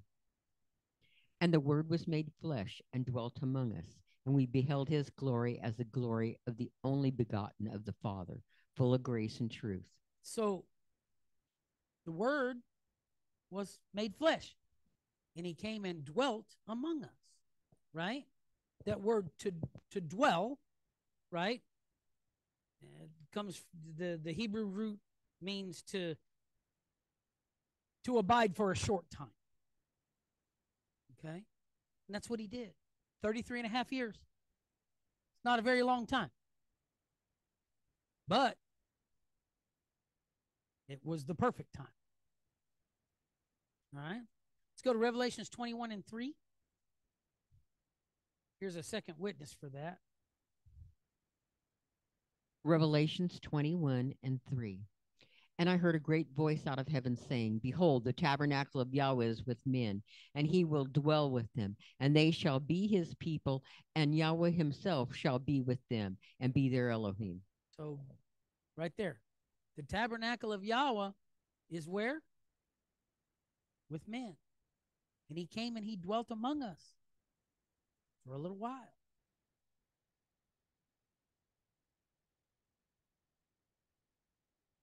But even though it was a short time, he opened the way.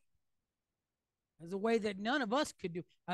None of us could have died and opened the way to the Father. Had to be the only begotten. Had to be the pure and sinless, innocent sacrifice. He's the one that opened it up.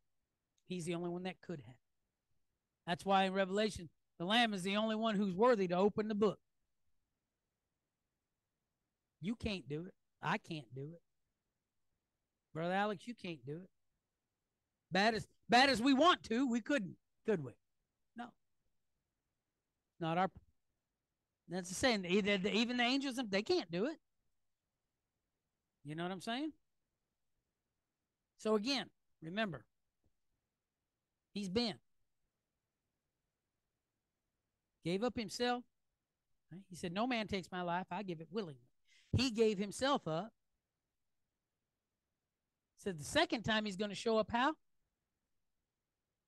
Without sin unto salvation. Ain't no third time. Right? Ain't no secret. That's what used to crack me up about them, like them chick tracts.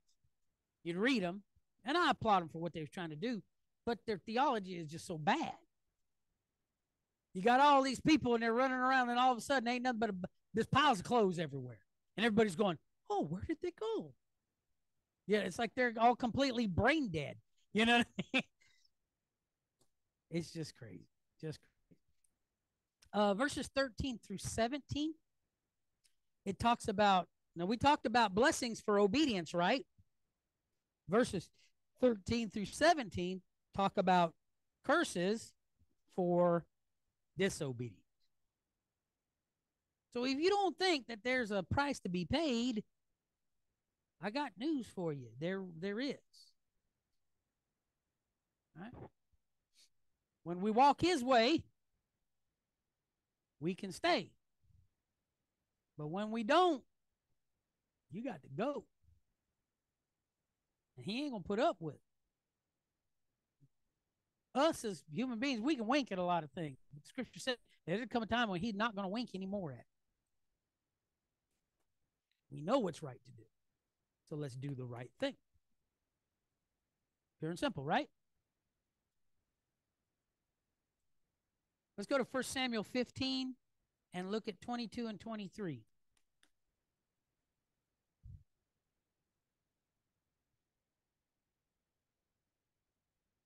First Samuel 15, verses 22 and 23. And Samuel said, hath Yahweh as great delight in burnt offerings and sacrifices as in obeying the word of Yahweh? Behold, to obey is better than to sacrifice, and to hearken than the fat of rams. For rebellion is a sin of witchcraft, and stubbornness is as iniquity and idolatry. Because thou hast rejected the word of Yahweh, thou hast rejected thee from being king. So this is something that we've heard a lot of, right? We've heard this, I don't have to give you any context for this. We all know what happened here, right? Saul said, oh, Samuel's late. These people are getting rowdy. I better do the sacrifice. It wasn't his place to do that, right? We all have a place. And he was operating outside of his sphere of influence, shall we say. But what did Samuel tell him? He said that confusion. No, he said that he said that rebellion is what? Is as the sin of witchcraft. And stubbornness is as idolatry and iniquity. All right? Look, let's obey. Let's not be disobedient. All right? Because what does it say in Exodus about what? Okay, so it says that here that rebellion is as the sin of witchcraft. So in Exodus 22 and 18, what does it say? What does it say that the reward for witchcraft is? Scripture says, you got it? Thou shalt not suffer a witch to live. All right. So witchcraft brings death. Just the same as these curses. So, on that note, let's make sure we're doing what we're supposed to be doing and not dipping around into things that we ain't supposed to be doing. You know what I'm saying? Playing around with that kind of stuff. Verses 18 through 39, he talks about a bunch of plagues that he's going to send. And it's all because of disobedience. No other reason. All right? But because of disobedience. Now, I'm not going to ask you to read that, Mom. I'm just going to touch on a few of them. So verses 19 and 20, he said that he's going to turn the sky to iron and the ground to brass, so that the earth won't produce anything for him. Right? So that lack of production, that's curse number one.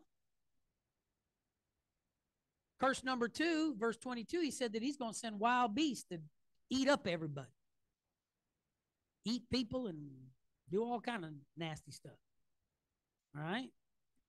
Then he said he's going to, for those who make it through the wild beasts, then he said he's going to send a sword, pestilence, and then exile them. That's verse 25. So, I mean, we're only 3 curses in or 3 plagues in, and this is already getting pretty bad. You know? Number 4, it's a combination of 2 things. There's going to be a lack of plenty, right? People are going to be struggling, looking for something.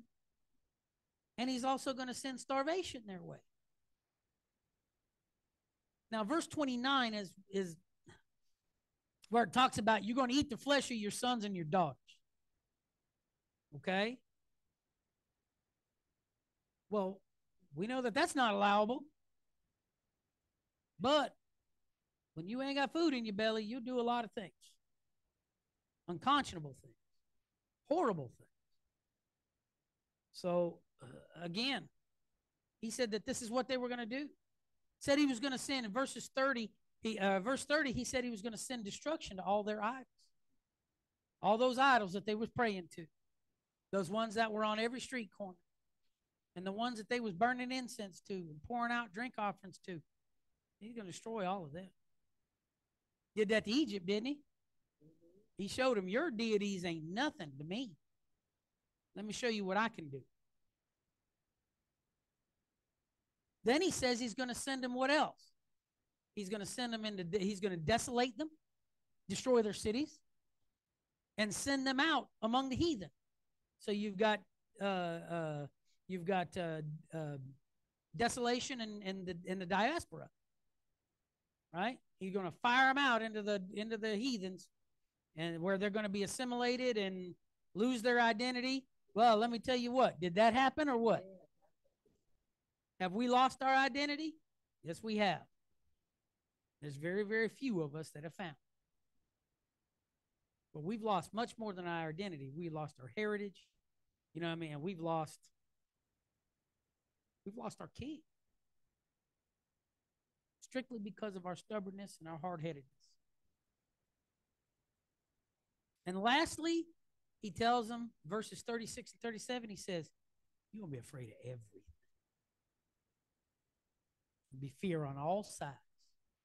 He said, you're going to hear the shaking of a leaf, and it's going to make people panic. And they'll be running into each other and over each other and wanting to die because of fear. Do we live in a time of fear? Yes, we do.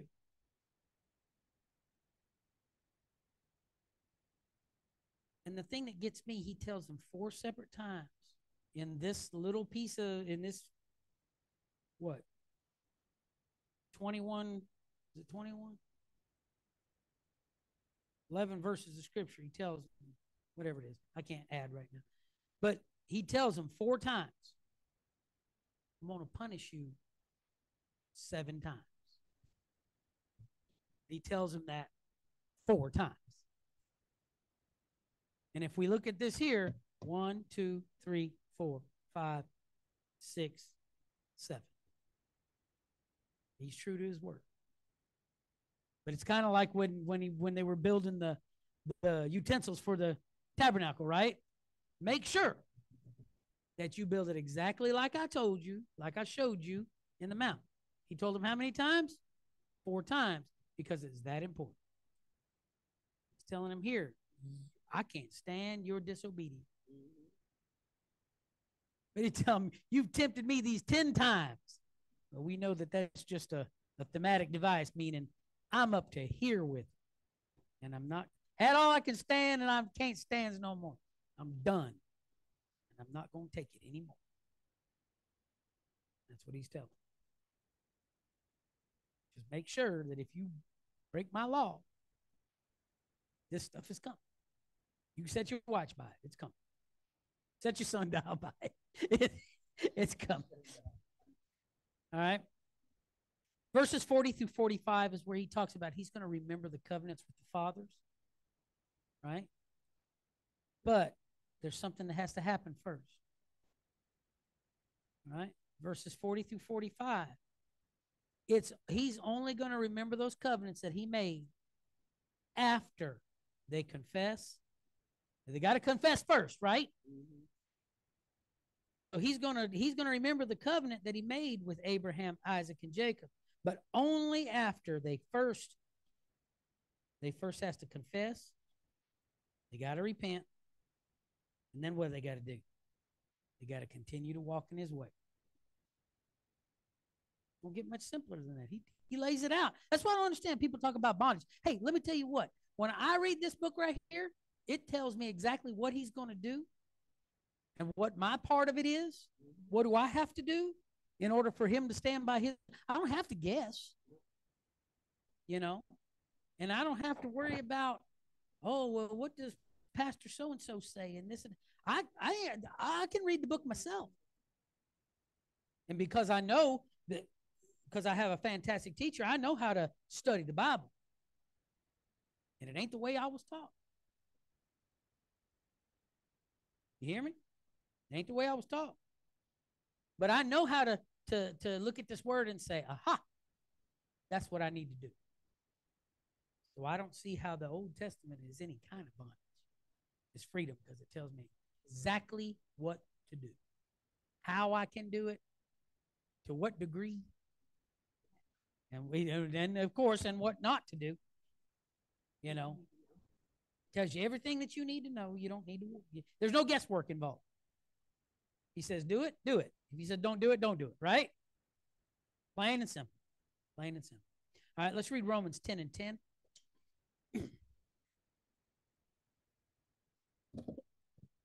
Romans 10, verse 10.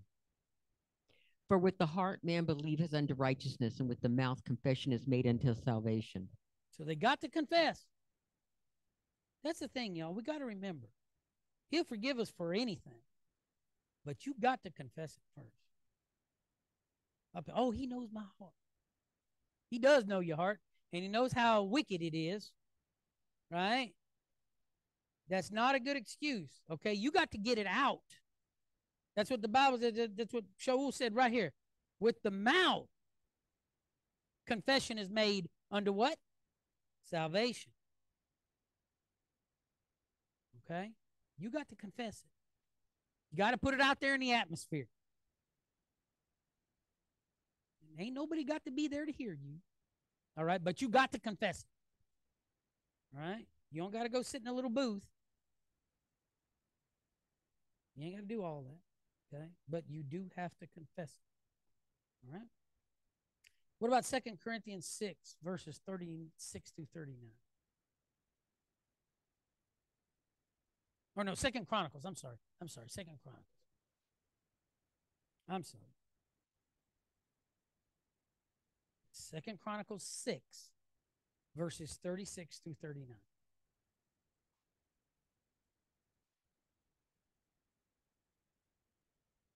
If they sin against thee, for there is no man which sinneth not, and thou be angry with them, and deliver them over before their enemies, and they carry them away captive unto the land, off or near.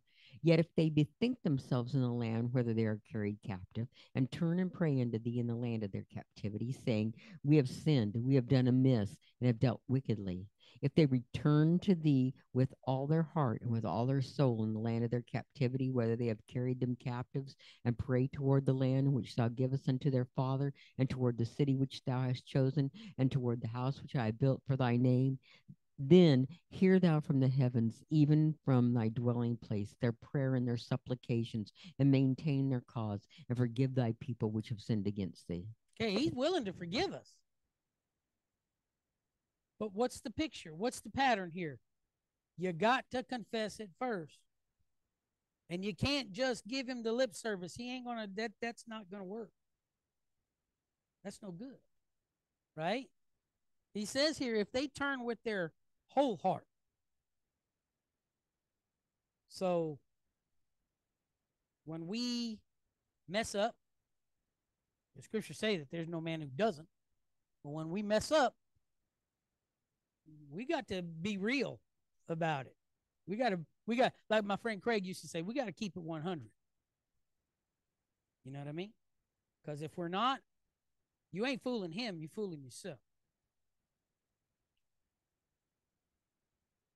So chapter 27, verses 1 through 7, it talks about the estimation of vows. If you go and you're going to make a vow, let's go to Ecclesiastes 5, 4 and 5 and see what it says about that.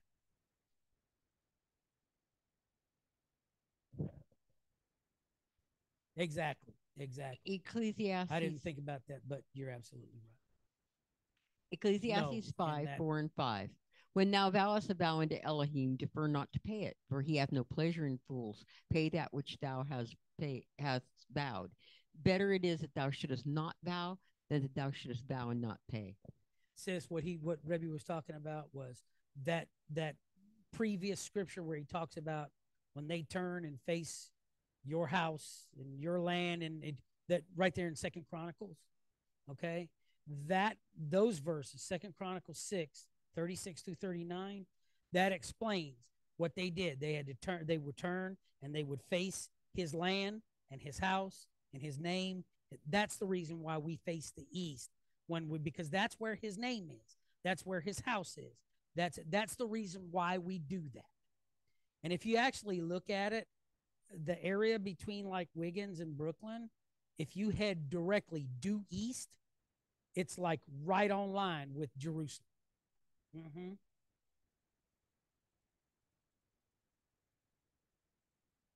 Daniel 6 and 10.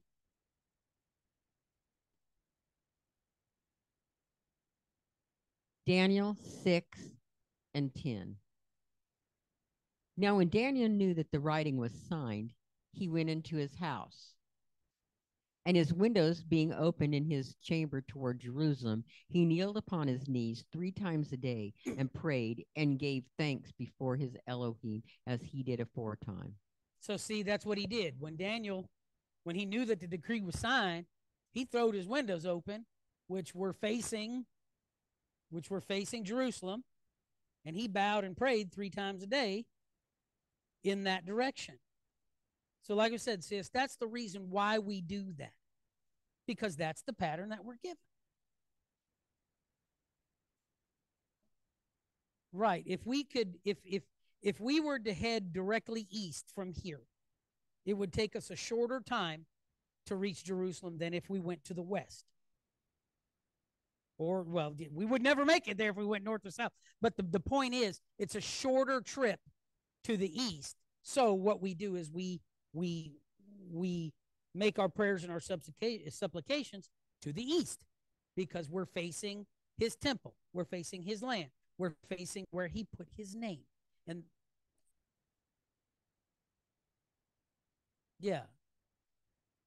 Yeah, if we were on the other side, if we were in Asia or whatever, then we would face west. But we're west of Jerusalem, so we face east. Yeah, you need a microphone.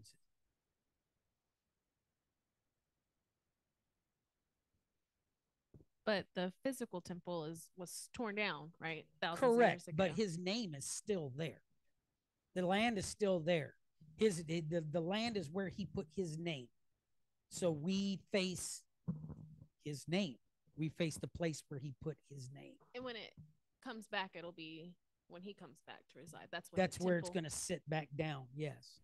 Okay. So Jerusalem, man won't build it again, right? There's going to be another temple, yes. But we're talking about when the new city comes down. So man will build it again. Yeah.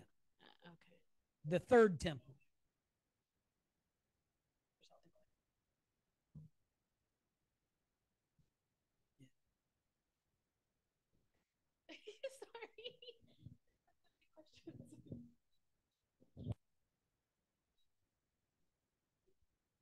After the 1,000-year reign, then we'll go to what you read, James talk about in Revelations 21. And I saw a new city. And I saw New Jerusalem coming down. That's what we're talking about. Okay. And it's going to be in the same place, only wider, 1,500 miles wide, 1,500 miles long, but it's going to be the same particular location. It's going to sit down basically where Jerusalem is, because it's going to dry up the Mediterranean Sea and all of that. So it says that the sea is going to disappear. It's going to be gone. So it's going to dry up the Mediterranean Sea because it's so big when it sits down. But that's where it's going to be centered at, the very same place where he put his name. So that's the reason why we face east. That's the reason why we do. Okay, so going back to verses 1 through 7, like we read in Ecclesiastes, if we make a vow, and this talks about the estimation. So if you made a vow, depending on your age and your position, where you were, what you had. All right. So if you were to make a vow to the Father, they would estimate it to be worth so much. All right. So what Ecclesiastes is saying is if you make a vow, don't wait to pay it. Make sure you pay it. Because if you make a vow or you make a promise to the Father, you need to follow through on it. Right? It said, don't, the angel said, it said, don't let the angel catch you slacking. I'm paraphrasing a little bit, but that's what it says. You know, it's better that you don't vow at all than you make a vow and you don't pay it. Yeah, don't do that. Terrible, terrible, terrible.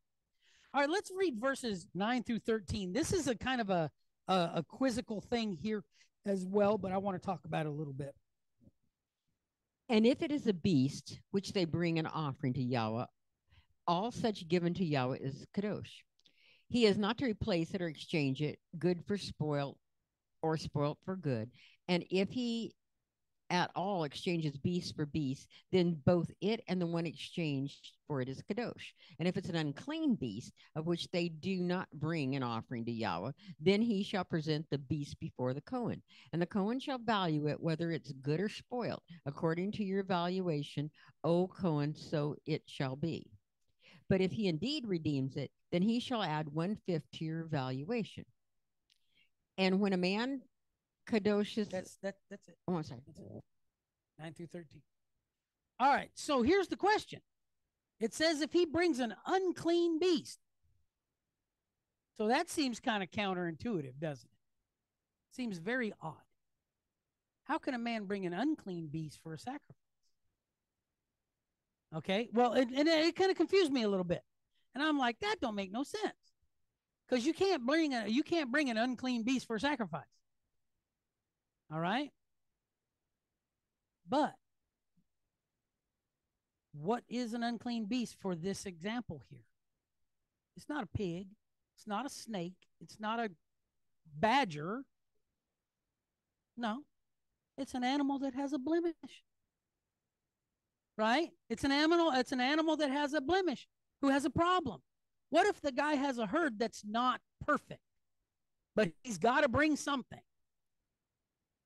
There's your unclean beast right there.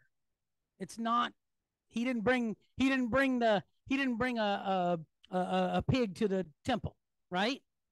He didn't bring that because that's completely unacceptable. But it says here, if he brings an unclean beast, what's the stipulation? It has to be inspected so that they can see what's going on with it.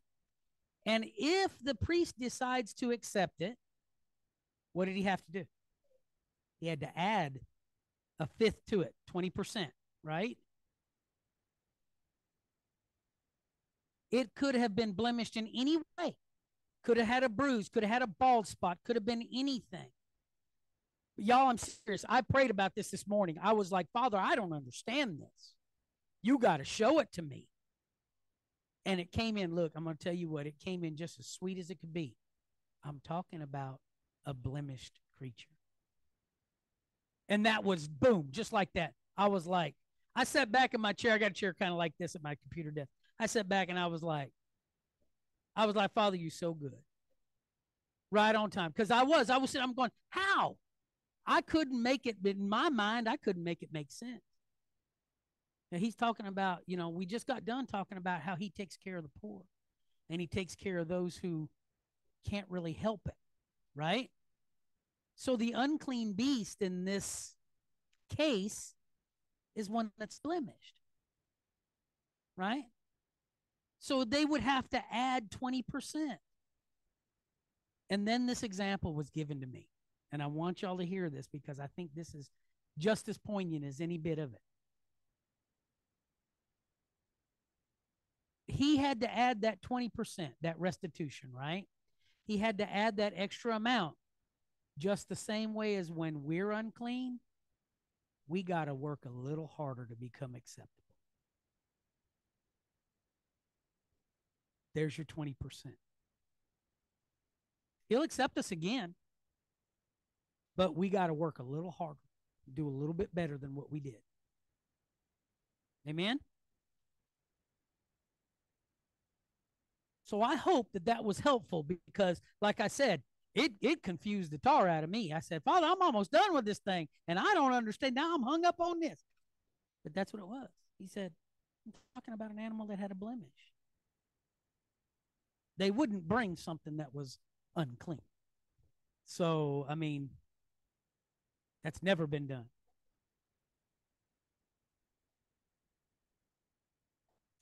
Well, I mean, and that could be a thing, but what they're doing, this is talking about when you make a vow. You can't bring so this is when you made a vow. That's a personal promise. When you made an oath. Go ahead, Kim. I always thought that it harkened back to when you had to redeem the firstborn. So that's what I thought it was talking about. Because like if you had a firstborn donkey, you still have to you had to do a redemption for that. Well, it talks about redemption though later on in the chapter, and that's where it's talking. But remember, this right here is talking about. This is where it's talking about devotions, not redemption. Okay. No. And that's what I'm saying. So 14 through 25, it talks about sanctification of houses and fields, and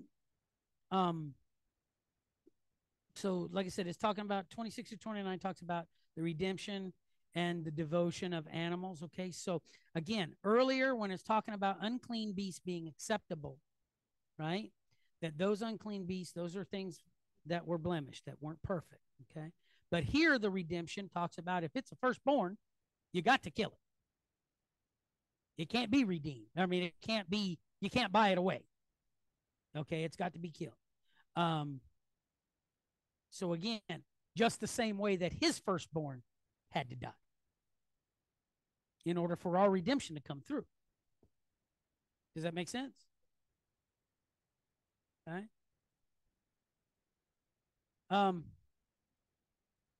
So verses 30 through 33, it talks about tithing of the land, tithing of the trees. But I want to touch on where is it? Let's read verse 32 because there's something kind of funny sounding here. But I want to explain it to you. And the entire tithe of the herd and of the flock, and that passes under the rod, the 10th one is set apart to Yahweh. So, passes under the rod. What does that mean?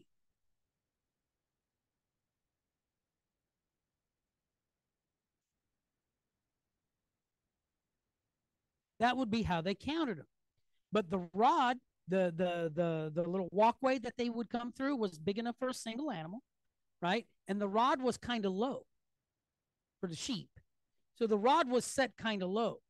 So when they would come under it, the rod actually went against the grain of their wool so that the shepherd could closely examine them as they walked through to make sure that they didn't have any flaws, that they didn't have any blemishes.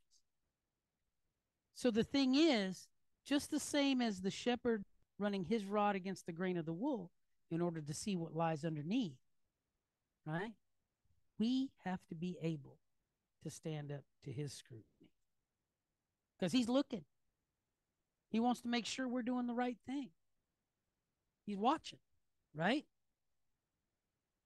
And if we think we're getting around or getting over or getting under, the only person, I want you to go to the bathroom and take a look in the mirror because the only person that you're fooling is the one that's looking back at you. All right? Don't think you can get over on the Father because you can't. Don't think you can get past his Son because you can't. You want to be a thief and a robber?